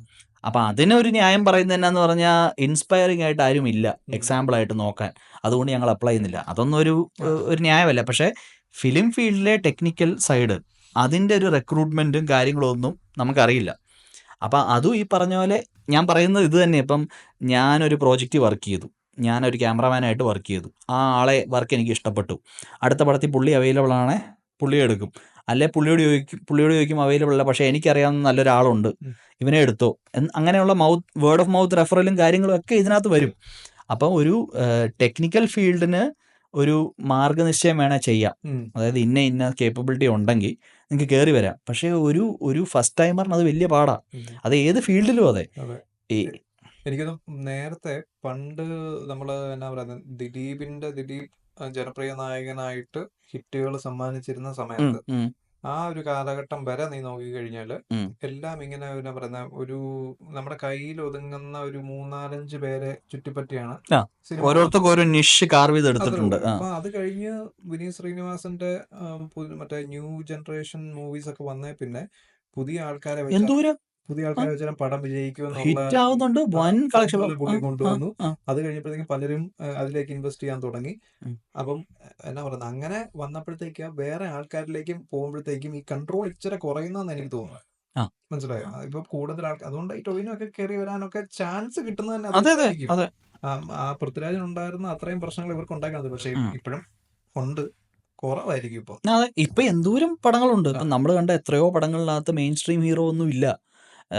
മഞ്ഞുമേൽ ബോയ്സ് ആയാലും അങ്ങനെ കുറെ പടങ്ങളുണ്ട്. പക്ഷെ ഈ ന്യൂ ജൻ മൂവീസ് ഉണ്ടാക്കുന്നവരെ നീ നോക്കിക്കഴിഞ്ഞാലും ഇപ്പൊ വിനീത് ശ്രീനിവാസനാണെങ്കിലും പുള്ളിക്ക് ഒരു ക്രൂ ഉണ്ട് അല്ലെ, പുള്ളിക്ക് എല്ലാവർക്കും മോഹൻലാൽ, പ്രിയദർശൻ, കുറച്ച് ആൾക്കാർ ചുറ്റുമുണ്ട്. അതെല്ലാം പടം എടുക്കുന്ന അതങ്ങനെയാ. അതാ ഞാൻ പറഞ്ഞേ, നമുക്ക് ആ ഒരു ക്രിയേറ്റീവ് സ്പേസിൽ വർക്ക് ചെയ്യണം, നമുക്ക് ആ സിംഗിളുള്ളവരായിട്ട് വർക്ക് ചെയ്യാൻ പറ്റുള്ളൂ. അതിപ്പം ഡെമോക്രാറ്റിക് അല്ലെന്ന് പറയുന്നതിൽ അർത്ഥമില്ല. എല്ലാ പടത്തിലും 10 പുതിയ ആൾക്കാരായിട്ട് ഞാൻ ആ ഡൈനാമിക്സ് അഡ്ജസ്റ്റ് ചെയ്ത് വരാന്ന് പറഞ്ഞാൽ എനിക്ക് എന്നെ തലക്കോളുണ്ടോ? കാരണം ഈ വർക്ക് ചെയ്യുന്നവർക്ക് പോലും അറിയില്ല സിനിമ എങ്ങനെ സക്സസ് ആക്കാൻ പറ്റും എന്നുള്ള അറിയത്തില്ല. ആകുമോ എന്ന് പറയില്ല. എത്ര വലിയ കോൺഫിഡന്റ് ആണെന്ന് പറഞ്ഞാലും നമുക്കുണ്ടാവുന്ന. അപ്പൊ ഉള്ളിടത്ത് ഇവർക്ക് ഒരിക്കലും ഒരു ഇന്റർവ്യൂ വെച്ച ആളെ എടുത്ത് പോലെ ചെയ്യാൻ ഇല്ല, നടക്കത്തില്ല. അത് മാത്രമല്ല ഇപ്പം പക്ഷെ ചില പടങ്ങളില് പുതുമുഖം വേണം. പണ്ടത്തെ കുറേ പുതുമുഖങ്ങൾ വന്ന അങ്ങനെയാണല്ലോ. ഓരോ ഡയറക്ടേഴ്സിന് എനിക്കൊരു പുതുമുഖത്തിനെ ഇതിനകത്ത് ഇൻട്രൊഡ്യൂസ് ചെയ്യിക്കണം, എൻ്റെ ഒരു ക്യാരക്ടർ ഇങ്ങനെ, അപ്പോൾ അതിന് ചേരുന്ന ഒരാൾ, അങ്ങനെ ആയിരിക്കും ഒരാൾക്ക് ബ്രേക്ക് കിട്ടുന്നത്. അപ്പോൾ അങ്ങനെയുള്ള ഓപ്പർച്യൂണിറ്റീസ് വന്നാൽ പലർക്കും മുന്നോട്ട് വരും. ഇന്നിപ്പോൾ അതിൻ്റെ പോലും ആവശ്യമില്ല. കാരണം സിംഗിൾ ഹീറോ മൂവീസ് പോലും അല്ല ഇപ്പം. ഇപ്പോൾ രോമാഞ്ചോ മഞ്ഞുമേൽ ബോയ്സ് എടുത്ത് നോക്കിയാൽ സിംഗിൾ ഹീറോ അല്ല, എല്ലാവർക്കും ഓരോ ക്യാരക്ടർ കൊടുത്തിട്ടുണ്ട്, എല്ലാവർക്കും ഷൈൻ ചെയ്യാം. പക്ഷെ ഇതിനകത്ത് രണ്ട് കാര്യം, അതായത് ഒന്ന് കോസ്റ്റ് റിഡക്ഷൻ. അപ്പൊ പെണ്ണുങ്ങൾ ആണെങ്കിൽ നീ നോക്കി കഴിഞ്ഞു കഴിഞ്ഞാൽ സ്ത്രീകള് ഒരു സമയം വരെ ഈ ശോഭന, ഉർവശി എന്നുള്ളവര് കഴിഞ്ഞു കഴിഞ്ഞാൽ പിന്നെ എല്ലാ പടത്തിലും പുതിയ പുതിയ ആൾക്കാരാണ്. അപ്പം ഇവർക്ക് അധികം ഒരു റെമ്യൂണറേഷൻ കൊടുക്കുകയും വേണ്ട. ആ ഒരു മോണോപ്പൊളി ആ സ്ത്രീ ആക്ടേഴ്സിനും ഉണ്ടായിരുന്നു. അല്ലെ? ആണുങ്ങൾക്ക് മാത്രമല്ല. അത്ര വാല്യുബിൾ ആയിട്ട് ഇവര് കാണുന്നുമില്ല. ഈ റോള്, ഈ നായികയുടെ റോൾ അത്ര വാല്യുബിൾ ആയിട്ട് കാണുന്നത് ഈ പല സിനിമകളുടെ എടുത്ത് നോക്കിയാലും മമ്മൂട്ടിയുടെ മോഹൻലാലിന്റെ ഒക്കെ നായികയായിട്ട് വരുന്നത് പാട്ടുകളും അവർക്ക് റോളേ ഇല്ല. അങ്ങനെ കുറെ നാൾ ഓടിയിട്ടുണ്ട്. പക്ഷെ ഇപ്പം സ്ത്രീകൾ ലീഡ് ചെയ്യുന്ന എത്രയോ പടങ്ങളുണ്ട്. പാർവതിയുടെ ഒക്കെ എത്രയോ സ്ട്രോങ് ക്യാരക്ടർ പടങ്ങൾ വന്നിട്ടുണ്ട്. അല്ല, ഈ പൈലറ്റ് ആയിട്ടുള്ള ഒരെണ്ണം ഇല്ലേ, അതൊക്കെ അടിപൊളി പടമല്ലേ? അപ്പൊ അതിനകത്തൊക്കെ ബാക്കിയുള്ളവരൊക്കെ ബാക്ക് സീറ്റ്. അപ്പൊ അത് എഴുതാൻ ആൾക്കാർ വേണം. ഇപ്പം നമ്മുടെ ഇവിടെ പറയുന്ന പോലെയാ, ജെയിംസ് ബോണ്ട് എന്തുകൊണ്ടാണ് വെള്ളക്കാരൻ, ജെയിംസ് ബോണ്ട്, അടുത്ത ജെയിംസ് ബോണ്ട് ഒരു ബ്ലാക്ക് ആഫ്രിക്കൻ മതിയെന്ന് അങ്ങ് പറയുക. ഇതുപോലെ തന്നെ എല്ലാവർക്കും റെപ്രസെന്റേഷൻ വേണ്ടേ? അപ്പം അതിന് ഉള്ള ഉത്തരം ഇതാ, ബ്ലാക്ക് ആഫ്രിക്കൻ ബേസ് ചെയ്തൊരു ജെയിംസ് ബോണ്ട് വേണമെങ്കിൽ അങ്ങനെ ഒരു ക്യാരക്ടർ എഴുതി ഉണ്ടാക്കുക. ജെയിംസ് ബോണ്ട് എഴുതിയ ആൾ എഴുതി വെച്ചിട്ടുണ്ട് അയാൾ എങ്ങനെ ഇരിക്കുന്നതെന്ന്. ഇനി അയാളെ മാറ്റി ഇതാ ഇന്നത്തെ ഒരു കുഴപ്പം. ഏതാ, മനസ്സിലായോ? പിന്നെ വേറെ ഉയർന്നു വന്ന ഒരു സംഭവം, പെണ്ണുങ്ങൾക്ക് മാത്രമായിരിക്കില്ല എങ്കിൽ പോലും ഫെസിലിറ്റീസ് വളരെ മോശമാണ് പല സിനിമാ സെറ്റിലും. അതായത് എന്നാ പറയുന്നത്, ബാത്റൂം ഇല്ല, ടോയ്ലറ്റ് ഇല്ല, അവര് ഓപ്പൺ സ്പേസിൽ പോയിരുന്ന് ചെയ്യേണ്ടി വരില്ല. പിന്നെ പെൺകുട്ടികൾക്ക് പീരീഡ്സ് ഉള്ളപ്പോഴത്തേക്ക് അവർക്ക് ഇത് പാഡ് ചേഞ്ച് ചെയ്യാൻ പോലും പറ്റാതെ ഒരുപാട് ലോങ് അവേഴ്സ് ഇരിക്കേണ്ടി വരുന്നു. അത് മാത്രല്ല, ഇത് എന്നാ ഈ പറയുന്ന ഔട്ട്ഡോർ ഷൂട്ട് വരത്തില്ലേ, ഔട്ട്ഡോർ ഷൂട്ട് വരുമ്പോഴത്തേക്കും വെള്ളം അധികം കുടിക്കണ്ട, കാരണം ടോയ്ലറ്റിൽ പോകാൻ സ്ഥലമില്ല. അങ്ങനെയുള്ള ഡീഹൈഡ്രേഷൻ ഇഷ്യൂസ്, അതുമൂലം ഉണ്ടാകുന്ന ഇൻഫെക്ഷൻസും അങ്ങനെയുള്ള കാര്യങ്ങളെല്ലാം പറഞ്ഞിട്ടുണ്ട് അതിനകത്ത്. അപ്പോൾ അതൊരു വലിയൊരു പ്രശ്നമാണ്. കാരണം ഇപ്പം നമ്മളൊരു ഷൂട്ട് സൈറ്റിൽ പോയി കഴിഞ്ഞാൽ മെയിൻ ആൾക്കൊരു ക്യാരവൻ കാണും, പുള്ളി അല്ലെങ്കിൽ ആ ആള് പോയി സുഖമായിട്ട് അതിനകത്ത് ഇരിക്കുക, അതിനകത്തുള്ള ഫെസിലിറ്റി ഉണ്ട്. ബാക്കിയുള്ളവർക്ക് മുഴുവൻ ഇതൊരു പാടാണ്. അപ്പം അതൊക്കെ ഇന്ന് റെലവൻ്റ് ആണോ എന്ന് എനിക്കറിയില്ല. കാരണം ഇത് 5-6 കൊല്ലം മുമ്പുള്ള റിപ്പോർട്ടാണ്. ഇന്ന് എനിക്കതൊന്നും വിശ്വസിക്കാൻ പറ്റുന്നില്ല. കാരണം ഒരു കൺസ്ട്രക്ഷൻ സൈറ്റിൽ പോയി കഴിഞ്ഞാൽ തന്നെ പോർട്ടബിൾ ടോയ്ലറ്റ്സും കാര്യങ്ങളും ഉണ്ട്. അതൊരു സിനിമാ ഫീൽഡിൽ ഇവർ കാശും ലാഭിക്കാൻ ചെയ്യുന്നതായിരിക്കും അല്ലേ, വെക്കാത്തത്? ലാഭിക്കാൻ മാത്രമായിരിക്കുമോ? അതായത് ഇന്ന് ഇവിടെ സെറ്റ് ആണെങ്കിൽ നാളെ വേറെ ഇടത്തായിരിക്കും സെറ്റ്. ഇത്രയും വലിയ സെറ്റ് ഇടാമെങ്കിലാണോ ഒരു കക്കൂസ് വെക്കാൻ പാട്? എന്തൊക്കെ സെറ്റ് പ്രൊഡക്ഷൻ ടീം ഒക്കെ വെക്കുന്നത്. ഇപ്പൊ നീ ചുമ്മാ ഒരു ഓപ്പൺ സ്പേസിൽ പോയി ചിലപ്പം ഒരു സോങ് ഷൂട്ട് ചെയ്യാനായിട്ട് പോവുമായിരിക്കും. അതിന് എത്ര നേരം വേണം? അധികം നേരം വേണ്ടായിരിക്കും, പക്ഷെ അതങ്ങ് ദൂരെയും ഒക്കെ ആയിരിക്കും. അപ്പം നീ പറയുന്ന പോലെ ഇവ കാര്യങ്ങൾക്കൊരു റെഗുലേഷൻ വന്നു കഴിഞ്ഞാൽ ചിലപ്പോൾ അവരങ്ങനെ ചെയ്യും. കാണത്തില്ല, പക്ഷേ അതാ ഞാൻ പറഞ്ഞ, അതൊക്കെ ചെയ്യാവുന്ന കാര്യങ്ങളാണ്. അതും വേണ്ടെന്ന് വെക്കുന്നത് ആര് ചോദിക്കാനാന്നുള്ള ഒരു ഇതായിരിക്കും ചിലപ്പോൾ. കാരണം നീ ഒന്ന് ആലോചിച്ച, അതായത് 10-30 ദിവസത്തെ ഡേറ്റ് എടുത്ത് എത്രയും പെട്ടെന്ന് അത് ചെയ്ത് തീർക്കാമോ, ഓരോരുത്തർക്ക് ഓരോ ദിവസത്തെ ഡേറ്റ് അങ്ങനെ അതൊക്കെ ആയിക്കോട്ടെ, വളരെ ഡിപ്പെൻഡ് ചെയ്തിരിക്കുന്ന കാര്യങ്ങളാണ്. അപ്പൊ ആർക്ക് എന്ത് പ്രയോറിറ്റി കൊടുക്കുന്നുള്ളത് ജൂനിയർ ആർട്ടിസ്റ്റിന്റെ ഒന്നും കാര്യം അവർ മൈൻഡ് ചെയ്യത്തില്ലായിരിക്കും. അപ്പൊ ഇവിടുത്തെ ഏജൻസിയും അതിന്റെ ഉള്ള ഒരു പ്രോസസ്സ്, ഇപ്പം ആരൊക്കെയോ ഇന്റർവ്യൂവിൽ പറഞ്ഞായിരുന്നു, ഇത് പലയിടത്തുനിന്നും ജൂനിയർ ആർട്ടിസ്റ്റിനെ ഇങ്ങനെ കോൺട്രാക്റ്റിൽ എടുക്കുന്ന പല ഏജൻസി, അവരൊന്നും ഇവരുടെ വെൽഫെയർ ഒന്നും അന്വേഷിക്കുന്ന പോലും ഇല്ലായിരിക്കും, ചിലപ്പോൾ രജിസ്റ്റേർഡ് പോലും അല്ലായിരിക്കും. അപ്പം അവരാരുടെ അടുത്ത് കംപ്ലൈന്റ് പറയാനാ, മനസ്സിലായി? അതിനൊക്കെ ഒരു പ്രോപ്പർ ബോഡി വരണം, അതിൻ്റെ ഒരു ഇത്ര മിനിമം ഹെൽത്തി കണ്ടീഷൻസ് വേണം. ഇപ്പം റെസ്റ്റോറൻറ്റുകളൊക്കെ നമ്മുടെ നാട്ടിൽ പണ്ട് നടന്നുകൊണ്ടിരുന്ന പോലെ അത് കഴിഞ്ഞ് ഒരുപാട് നിയമങ്ങൾ വന്നപ്പോൾ എന്തോരം റെസ്റ്റോറൻറ്റ് പൂട്ടിപ്പോയെന്നറിയോ? അതായത് അവിടെ വർക്ക് ചെയ്യുന്നവർക്ക് അതിനകത്ത് ബാത്റൂം വേണം എന്നുള്ള കാര്യങ്ങളൊക്കെ വന്നപ്പോൾ. ഹെൽത്തി ബോഡി വന്നു കഴിയുമ്പോൾ പിന്നെ അതിനകത്തായിരിക്കും പവർ ഗ്രൂപ്പ്. പക്ഷെ ഇതിനകത്ത് പറഞ്ഞേക്കുന്നത് ചെയ്യാവുന്ന കാര്യങ്ങളാണ്. അതൊക്കെ ശരിക്കും അവഗണിച്ച് മൈൻഡ് ചെയ്യണ്ട എന്ന് പറഞ്ഞിട്ട് ഇതിനകത്ത് പറഞ്ഞിട്ടുണ്ട് ഒരു ഇന്റേണൽ കമ്മിറ്റി വരണം, അവരിതെല്ലാം ഓവർസീ ചെയ്യണമെന്നുള്ള രീതിയിൽ പറഞ്ഞിട്ടുണ്ട്. അതിനകത്തൊരു ഇന്റേണൽ കമ്മിറ്റി, അത് പക്ഷെ എംപവർ ചെയ്യണം ത്രൂ ലോ. ഇല്ലേ ചുമ്മാ അമ്മ കമ്മിറ്റി പോലെ ഒരു കമ്മിറ്റി ആയി പോകുന്നത്. ഇതിന്റെ പ്രശ്നം ഈ കമ്മിറ്റി ഇങ്ങനെ സ്ട്രിക്റ്റ് ആണെന്ന് തോന്നുന്നു. ഇപ്പൊ നമ്മുടെ എന്താ പറയുന്ന ഒരു മൂവിയുടെ സർട്ടിഫിക്കേഷൻ കൊടുക്കുന്ന പോലെ കമ്മിറ്റി സ്ട്രിക്റ്റ് ആവും തോറും പല പടങ്ങൾക്ക് ഇത് ബുദ്ധിമുട്ടായി വരും. അത് വേണല്ലോ. അങ്ങനെ ബുദ്ധിമുട്ടായാൽ മാത്രമല്ലേ ഓക്കെ ഇന്ന സൈറ്റിൽ ഇന്ന കക്കൂസ് ഇന്ന കാര്യങ്ങൾ ഉണ്ടെന്ന് വെക്കാൻ പറ്റുള്ളൂ, അല്ലെങ്കിൽ ഷൂട്ട് നടക്കുകയായിരുന്നു മനസ്സിലാവും. ഇപ്പൊ അതില്ലാതെയും ഷൂട്ട് നടക്കും. ചിലയിടത്ത് ഒരു ബുദ്ധിമുട്ടുണ്ടായാൽ മാത്രമേ ആൾക്കാർ അതിനുള്ള പരിഹാരം ചെയ്യുള്ളൂ. അപ്പൊ അതിൽ തെറ്റൊന്നുമില്ല, ആ ഒരു പ്രശ്നം കാണും, പക്ഷെ അത് നല്ല കാര്യത്തിനാണ്. പക്ഷേ ഇതിനകത്ത് വരാൻ പോകുന്ന ഒരു പ്രശ്നം എന്ന് പറഞ്ഞാൽ ഇപ്പം എന്ത് ബോഡി ആയിക്കോട്ടെ, പുതിയൊരു കമ്മിറ്റിയിലും വന്നിരിക്കാൻ പോകുന്ന റോബോട്ടൊന്നും അല്ല, മനുഷ്യരാ. അത് സ്ത്രീകളായിക്കോട്ടെ ആണുങ്ങളായിക്കോട്ടെ, പവർ വന്നു കഴിയുമ്പം ഈ കൺട്രോളും എല്ലായിടത്തും വരും. അപ്പം ഒന്നെങ്കിൽ ആ കമ്മിറ്റി ഇൻഡിപെൻഡന്റ് ആക്കണം, എന്നുവെച്ചാൽ ഇവിടുന്ന് ഒന്നും നേടാനില്ലാത്തവരായിരിക്കണം. എന്നുവെച്ചാൽ സിനിമയിലെ റിട്ടയർഡ് ആൾക്കാരോ അല്ലെ സിനിമയുടെ സിനിമയെ പുറത്തു നിന്ന് വീക്ഷിക്കുന്നവരോ എന്ന് പറഞ്ഞ പോലെ ഇപ്പം അങ്ങനെ ആൾക്കാരെ വേണേ വെക്കാം. ഇപ്പം നമ്മുടെ രാഷ്ട്രീയക്കാര് ഇപ്പം കിട്ടുന്ന ചോയ്സസ് എപ്പോഴും എങ്ങനെ ഈ പറയുന്ന പോലെ സ്വാർത്ഥ താല്പര്യങ്ങളില്ലാത്ത ആരെയും കിട്ടുകയില്ല. പക്ഷേ ഒന്നെങ്കിൽ സിനിമ ഇപ്പം ഞാൻ പറയുന്നത് നമുക്ക് നേടാനും നഷ്ടപ്പെടാനും ഒന്നും ഇല്ലാത്തപ്പം ഇപ്പം ഹേമ കമ്മിറ്റി റിപ്പോർട്ട് ഇത്ര ഇൻഡിപെൻഡൻ്റ് ആയിട്ട് വന്നത് എന്തുകൊണ്ടാണ്? അതിലിരുന്ന ഒരു മേളിലിരുന്ന ചെയറിലിരുന്ന ആൾക്ക് ഇതിനകത്തുനിന്ന് ഒന്നും നേടാനില്ല. അതുകൊണ്ടാണല്ലോ അവർ ബോൾഡായിട്ട് ഇത് റിപ്പോർട്ട് സബ്മിറ്റ് ചെയ്തത്. അപ്പം അങ്ങനെ ആൾക്കാരെ വെക്കാം. അപ്പം ഞാൻ പറയുന്ന ഒരു കമ്മിറ്റി രൂപീകരിക്കുകയാണെങ്കിൽ ഈ ജോലി നിൽക്കുന്നവരെ തന്നെ പിടിച്ച് ആ കമ്മിറ്റിയിൽ പിന്നെ ആക്കി കഴിഞ്ഞാൽ അവർക്ക് ഇതേ ബയസും ഇതേ ബുദ്ധിമുട്ടുകളും ഉണ്ടാവും. ഒന്നെങ്കിൽ ആക്റ്റീവായിട്ട് പ്രവർത്തിക്കുന്നത് കുറവുള്ളവർ, എന്നാൽ ഇതിനോട് അനുബന്ധിച്ച ഫീൽഡിലെ കാര്യങ്ങളൊക്കെ മനസ്സിലാക്കാവുന്നവരെ നിർത്തുക. അല്ലെങ്കിൽ ഒരു proper committee through law enforce ചെയ്ത് വരണം. ഇങ്ങനെ എന്തെങ്കിലും ഇപ്പം നമ്മളൊക്കെ ബിൽഡിങ്ങും മറ്റതും കാര്യങ്ങളും ചെയ്യുമ്പോൾ സർട്ടിഫൈ ചെയ്യാൻ ഒരിടത്തിൽ പറ്റില്ലേ എന്ന് പറഞ്ഞാൽ അങ്ങനെ എന്തെങ്കിലുമൊക്കെ ഗവൺമെന്റോ അല്ലെങ്കിൽ ലോ പാസ് ചെയ്യണം. ഇന്ന ഇൻഡസ്ട്രി ഇപ്പോൾ ട്രേഡ് യൂണിയൻസ് ഒക്കെ രജിസ്റ്റേർഡാണ്. ഒരു പർട്ടിക്കുലർ അവർക്കൊരു ഇലക്ഷൻ ഉണ്ട്, ജനറൽ ബോഡി മീറ്റിംഗും അങ്ങനെയുള്ള കാര്യങ്ങളും എല്ലാം പ്രോപ്പറാണ്. ഇപ്പോഴുള്ളതൊന്നും അങ്ങനെയല്ല. തോന്നുമ്പോൾ വിളിക്കുന്നു, എല്ലാവരും വരുമ്പോൾ ചെയ്യുന്നു, നമുക്ക് തോന്നുന്ന കാര്യങ്ങൾ ഡിസ്കസ് ചെയ്യുന്നു, അങ്ങനെയല്ലല്ലോ. അപ്പോൾ ആ ഒരു രീതി മാറി ഒരു ഒഫീഷ്യൽ ബോഡി ആയിട്ട് വരണമെങ്കിൽ അവർക്ക് പവറും വേണം. അല്ലാതെ അവരെ ചുമ്മാ പിടിച്ച് ഇരുത്തിയിട്ട് ഇതേ ആൾക്കാരെ മാറി കസേര ഇരിക്കുവാണെങ്കിൽ അതിൽ കാര്യമില്ല. നമ്മൾ എന്തൊക്കെ ഇതിനകത്ത് സൊല്യൂഷൻസ് പറഞ്ഞാലും ഇതെല്ലാം മാനേജ് ചെയ്യാൻ പോകുന്നത് മനുഷ്യരാണ്. അതുകൊണ്ട് ഇതിനകത്ത് എപ്പോ വേണ്ടും ഒരു ബയസ് സംഭവിക്കും, വരും. ആ ബയസ് പക്ഷെ അത് വരാതിരിക്കണേല ഞാൻ പറഞ്ഞേ. ഇപ്പം ഒരാളെ ഒരു സീറ്റേൽ നമ്മുടെ രാജ്യത്തെ ഗവൺമെന്റ് തന്നെ എല്ലാ 4-5 കൊല്ലം കൂടുമ്പോൾ മാറുന്നത് ഇരുന്നങ്ങ് വേറെ ഉറക്കാതിരിക്കാനാ. അവർ പിന്നെയും പ്രൂവ് ചെയ്യണം എന്ന് പറഞ്ഞ പോലെ ഇത് 1-2 കൊല്ലത്തിൽ ഇങ്ങനെ മാറ്റിക്കൊണ്ടിരിക്കണം. അപ്പോൾ പുതിയ ആൾക്കാർ വരും, പുതിയ ചിന്തകൾ വരും, നേരത്തെ ഉള്ളവരെ ക്വസ്റ്റ്യൻ ചെയ്യാം. ആ ഒരു പക്ഷേ ഇതാ ഞാൻ പറഞ്ഞത്, അത് കൂടുതലായി കഴിഞ്ഞാൽ ആ സിനിമാ ഫീൽഡിനെ ബാധിക്കും. അപ്പൊ അതാ പുറത്തുനിന്നുള്ളവരാണെങ്കിൽ അത് തലവേദന വേറെ. മനസ്സിലായോ? പക്ഷെ ഇത് ഏറ്റവും എളുപ്പവും എന്നാൽ നടക്കാൻ പറ്റാത്ത ഒരു കാര്യം എന്ന് പറഞ്ഞാൽ ഇതേ ആൾക്കാർ തന്നെ സ്വന്തം കോൺഷ്യൻസിൽ ഇതിന് ഇമ്പ്രൂവ്മെന്റ്സ് കൊണ്ടുവരിക എന്നുള്ളതാണ്. പക്ഷേ നമ്മൾ എവിടെ എടുത്തു നോക്കിയാലും അത് നടക്കുകയില്ല. ഇപ്പൊ ഇതിനകത്ത് ഹേമ കമ്മിറ്റി റിപ്പോർട്ട് എല്ലാ പേര് പുറത്തു വന്നിട്ടില്ല. പക്ഷെ പേരുകള് ഈ അലിഗേഷൻ വരുന്നതെല്ലാം നോക്കിക്കഴിഞ്ഞാല് നിനക്ക് തോന്നുന്നുണ്ട് ഈ പേര് പുറത്തു വരുമെന്ന്? അല്ല, പേര് പുറത്തു വന്നാലും ഇല്ലെങ്കിലും നിനക്ക് തോന്നുന്നത് എല്ലാം കൂടുതൽ അലിഗേഷൻ വരുന്നതെല്ലാം ഒരു പീരീഡിന് മുമ്പുള്ള ആൾക്കാർക്കെതിരായിട്ടെ. അതായത് ഇപ്പോഴത്തെ മെയിൻ സ്ട്രീം ആക്ടേഴ്സ്, അതായത് new generation main stream actors നോക്കിക്കഴിഞ്ഞാൽ അവർ ഈ വക അലിഗേഷൻസിൽ പെടാനുള്ള സാധ്യത വളരെ കുറവായിട്ട് തോന്നാറുണ്ട്. 2-3 മാസത്തോടെ കഴിഞ്ഞിട്ട് അറിയാൻ മേല. ജയസൂര്യ അത്ര പഴയ ആക്ടർ ഒന്നും അല്ല. പക്ഷെ ജയസൂര്യയുടെ മൂവീസ്, ഹിറ്റായ മൂവീസ് ഇറങ്ങിയ സമയം നീ നോക്കിക്കഴിഞ്ഞാൽ അതൊരു പ്രീവിയസ് ജനറേഷൻ മൂവി എന്ന് വേണേൽ പറയാവുന്ന. അതായത് സലിംകുമാറും ഒക്കെ സമയം.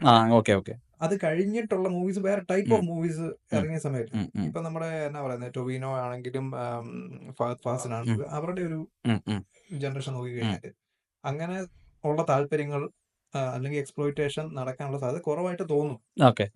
പുറമെങ്കിലും അങ്ങനെ തോന്നാറുണ്ട്. അപ്പൊ എനിക്ക് അങ്ങനെയുള്ള ആൾക്കാർ ഇപ്പം ചാക്കോച്ചന്റെ ഒക്കെ പേര് പലരും മറ്റേ സജസ്റ്റ് ചെയ്തിട്ടുണ്ടായിരുന്നു ഇതിന്റെ തലപ്പത്തൊക്കെ വരണം. ചാക്കോച്ചനൊക്കെ അതുപോലുള്ള നല്ല ഇന്റൻഷൻ. ഇനി ആരും തലപ്പത്തൊന്നും ഇരിക്കുകയല്ലെന്നുള്ളതാണ് ഇന്നത്തെ ഏറ്റവും വലിയ വിറ്റ്. വലിയ ഓപ്പർച്യൂണിറ്റി ഉണ്ട്. എന്ത് ഈ തലവേദന ആരെടുത്ത് വെക്കാൻ? എന്ത് കാര്യത്തിനാ? നമുക്കറിയത്തില്ല. സാമൂഹ്യ ബോധമുള്ള ആൾക്കാർ വരുവാണെങ്കിൽ വല്ല പ്രയോജനം ഉണ്ടാവും. അധികാരം മോഹിച്ച് വരുന്നവരാണ് ഇതേ അവസ്ഥയായിരിക്കും. അപ്പം പുതുതലമുറയ്ക്ക് അധികാരം മോഹിച്ച് വരുന്നവരാണെങ്കിൽ വരുമായിരിക്കും. സാമൂഹ്യ ബോധം പുറത്ത് വരുവാണെങ്കിലും വരുമായിരിക്കും. ഇത് രണ്ടും ഇല്ലേ ആരും വരത്തില്ല. ഇപ്പോഴത്തെ നീ പറഞ്ഞ തലമുറയുടെ പേര് ഇതിനകത്തൊന്നും വരാത്തത് കാരണം അവർ വർക്ക് ഫോക്കസ്ഡ് പ്രൊഫഷണൽസാ കണ്ടിടത്തോളം. അപ്പൊ അവർക്കത് മതി, വേറെ ഒരു തലവേദനയും വേണ്ട. ഇൻഡസ്ട്രി രക്ഷിക്കുക എന്നുള്ള ഒരു രീതിക്കും വരാമായിരിക്കും. പക്ഷെ വരുന്നവരും ഈ പറയുന്ന അവര് ഒന്നല്ലെങ്കിൽ ഇൻഡയറക്ട്ലി കൺട്രോൾ ചെയ്യാൻ പോകുന്ന ആരെയും മെഗാസ്റ്റാർസിനെയും ഒക്കെയാണ്. അതുകൊണ്ട് ചെയ്യാൻ പറ്റുന്നത്. അതുകൊണ്ട് ഈ ചാക്കോച്ചന്റെ ഒക്കെ പേരും പക്ഷെ അവർക്ക് അതുകൊണ്ടാണ് അവർ വരാതെ ഇരിക്കാനും കാരണം ഞാൻ പറഞ്ഞത്. പൃഥ്വിരാജിനെ പോലുള്ളവരൊക്കെ അതിനൊക്കെ മുൻകൈ എടുക്കാൻ താല്പര്യമുള്ള കൂട്ടത്തിലുള്ള ആൾക്കാരാണ്. അതിപ്പോ കണ്ടറിയണം. കാരണം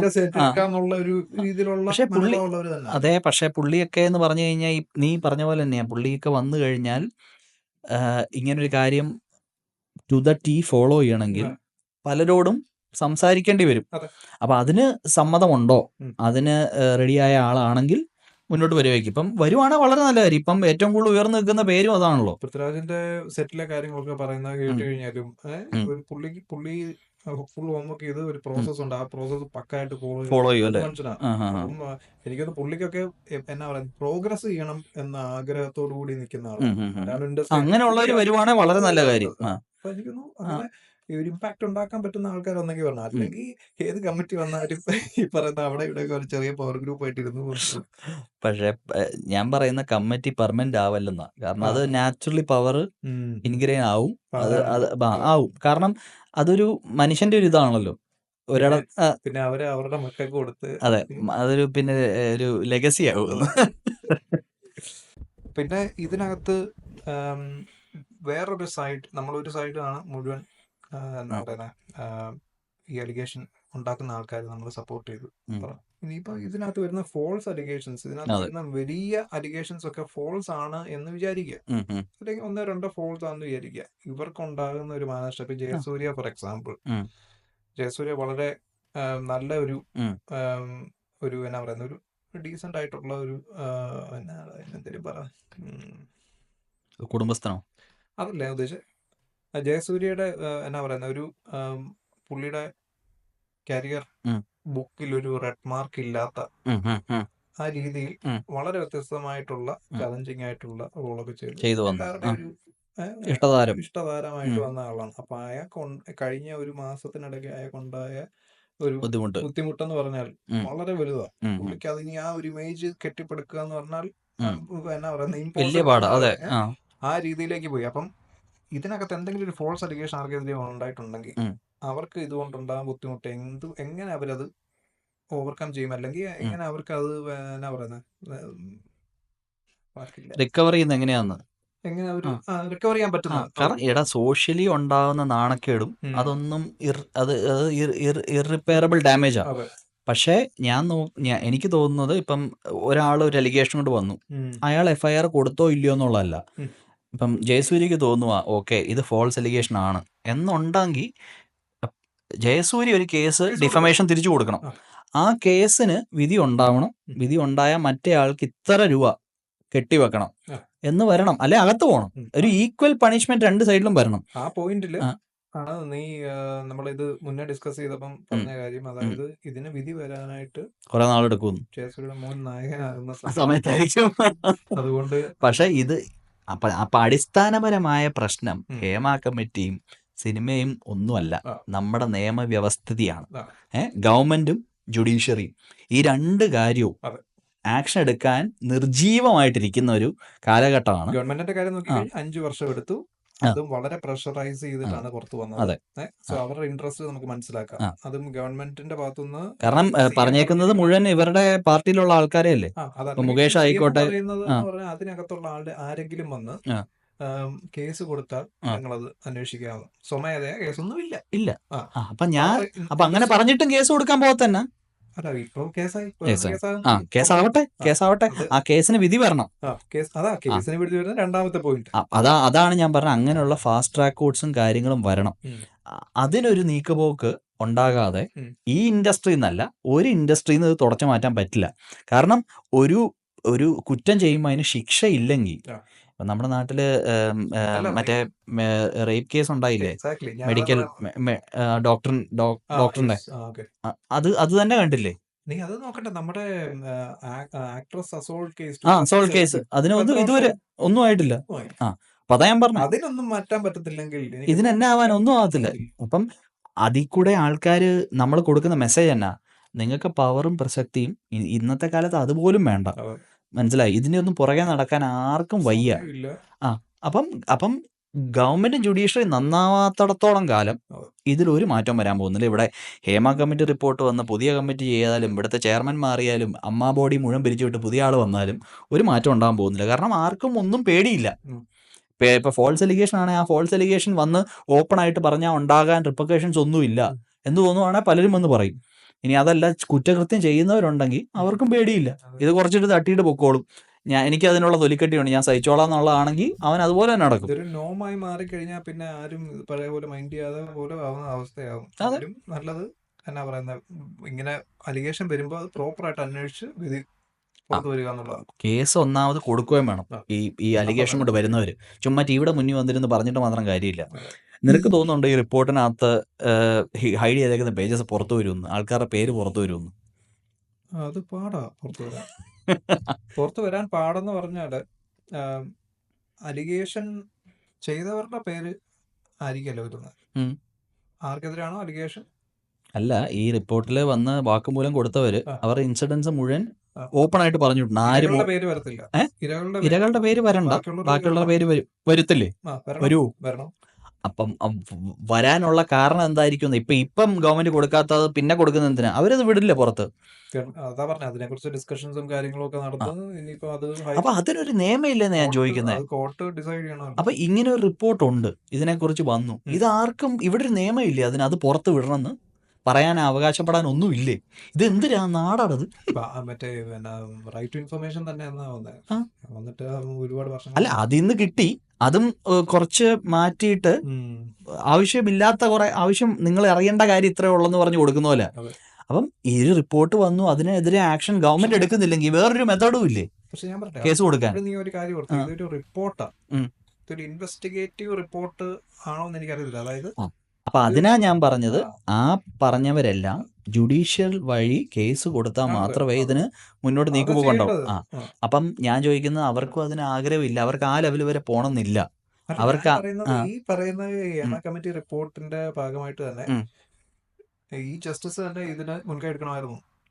ഇവരെ കൊണ്ട് ഇത് റിപ്പോർട്ട് തയ്യാറാക്കിയ ജസ്റ്റിസ് തന്നെ മുൻകൈ എടുത്ത് ഇവരെ കൊണ്ട് കേസ് കൊടുപ്പിക്കേണ്ടതായിരുന്നു.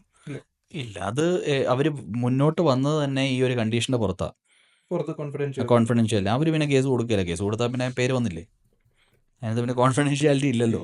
അപ്പൊ അതാ ഞാൻ പറഞ്ഞ, അവർക്ക് ഒളിയിൽ അല്ല, അതിനാണെങ്കിൽ ഒരിക്കലും പേര് പുറത്തു വരത്തില്ല. അപ്പൊ അതുകൊണ്ടാണ് ഞാൻ പറഞ്ഞത്, എനിക്ക് തോന്നുന്നില്ല ഇതൊരിക്കലും പുറത്ത് വരുമെന്ന്. അപ്പൊ എന്തായാലും സംഭവ ബഹുലമായ കുറെ ആഴ്ചകളും സിനിമാ ന്യൂസും എല്ലാവർക്കും കണ്ടു ചിരിക്കാനും ലോകം ഒട്ടാകെ കളിയാക്കാനും ഉള്ള വക നമ്മുടെ മലയാളം ഫിലിം ഇൻഡസ്ട്രിയിൽ നിന്ന് ഏതായാലും കിട്ടിയിട്ടുണ്ട്. മലയാളികൾ ലോകത്ത് ഏത് ഭാഗത്താണേലും നമുക്കെല്ലാം തല ഉരിക്കാൻ മാത്രം ഒരു ന്യൂസാണിത്. ചിരിക്കുമ്പോഴും ഓർത്തോണം, ഇതിനകത്ത് ഫോൾസ് അലിഗേഷൻസ് നടന്നവരുടെ അനുഭവിക്കുന്ന ബുദ്ധിമുട്ടും ഇങ്ങനെ എക്സ്പ്ലോയിറ്റേഷൻ നടത്തിയവർ അനുഭവിച്ച ബുദ്ധിമുട്ടും ഓർത്തിട്ട് വേണം ഇതിനകത്തൊക്കെ ട്രോൾ ചെയ്യാനും. അതെ, ട്രോളൊക്കെ കണ്ടാൽ നമ്മൾ, എൻ്റെ ദൈവമേ, നമ്മൾ ചിരിക്കുമെങ്കിലും നമ്മൾ ആലോചിക്കണം, മറ്റേ ആളുടെ പിള്ളേരും കുടുംബത്തിലുള്ളവരും എല്ലാം കാണുന്നതാണ്. അപ്പം അതിപ്പോൾ ഒന്നും പറഞ്ഞു തടയാൻ പറ്റുന്ന കാര്യമൊന്നുമല്ല. പക്ഷേ മലയാള സിനിമയ്ക്കൊരു വിലയുണ്ടായിരുന്നു. ഇപ്പം ഞങ്ങളുടെ കൂടെ ഞാനൊക്കെ തന്നെ പലരും വന്ന് പറയും, നിങ്ങളുടെ ഇൻഡസ്ട്രിയിലെ പടങ്ങൾ അടിപൊളിയാണ്, നല്ല കഥ. അവർ സബ് ടൈറ്റിൽ വെച്ച് കാണും. ഏതാ ഇംഗ്ലീഷുകാർ വരെ കുറേ പേര് എന്നോട് പറഞ്ഞിട്ടുണ്ട്, ആരാണ്ടൊക്കെ റെഫർ ചെയ്ത് പറഞ്ഞ് അവർ കണ്ടതാണ്. അപ്പം ദൃശ്യം എന്നൊക്കെ പറഞ്ഞ പടം, അപ്പം ഞാൻ വരെ കണ്ണന്താളിച്ച് പോയിട്ടുണ്ട്. ആ ലെവലിലുള്ള റീച്ചിലേക്കും വന്നുകൊണ്ടിരിക്കുകയാണ്. അപ്പം ആ ഒരു സമയത്ത് ഇങ്ങനെ ഒരു പ്രശ്നമുണ്ട്. അപ്പോൾ ഒരു വ്യവസായ ഇൻഡസ്ട്രി മൊത്തം തകരാനുള്ള മാത്രം ഒരു സിറ്റുവേഷനാണ് ഇപ്പോൾ. അത് ആരും കൊച്ചായിട്ടോ കുറച്ചായിട്ടോ കാണണ്ട. ഇതിൻ്റെ റിപ്പർക്കഷൻസ് ഇസ് ഹ്യൂജ്. ഇത് കുറേ വർഷങ്ങൾക്ക് ഇതിൻ്റെ ഒരു ടൈൻറ്റ് കാണും. ഇതിൽ നിന്ന് റിക്കവർ ചെയ്ത് വരാനും നല്ല പാടായിരിക്കും. അപ്പോൾ എന്തായാലും നല്ലൊരു വഴിത്തിരിവിലേക്ക് ഇത് നയിക്കട്ടെ. എത്രയും പെട്ടെന്ന് ഇതിനൊരു തീരുമാനങ്ങളുണ്ടായി ഗവൺമെന്റും ജുഡീഷ്യറിയും എന്തെങ്കിലുമൊക്കെ ചെയ്യട്ടെ എന്ന് ആഗ്രഹിക്കാമെന്നല്ലാതെ നീതി കിട്ടട്ടെ അതെ എന്ന് ആശംസിക്കുന്നു. അപ്പോൾ ഞങ്ങളുടെ ഈ ഒരു പോഡ്കാസ്റ്റിന് ജോയിൻ ചെയ്ത എല്ലാ വ്യൂവേഴ്സിനും ഞങ്ങളുടെ വിലയേറിയ നന്ദി. ഇനി വരുന്ന എപ്പിസോഡുകൾ കാണാനും അതിൻ്റെ നോട്ടിഫിക്കേഷൻസ് കിട്ടാനായിട്ട് ലൈക്ക്, സബ്സ്ക്രൈബ് ആൻഡ് ബെല്ലൈക്കൺ ഞെക്കി പൊട്ടിച്ചേക്കാനല്ലേ. ഇനി മറ്റൊരു നല്ല എപ്പിസോഡുമായിട്ട് ഞങ്ങൾ ഉടൻ തന്നെ വരുന്നതായിരിക്കും. അപ്പം for now bye from Mahesh, Bijo.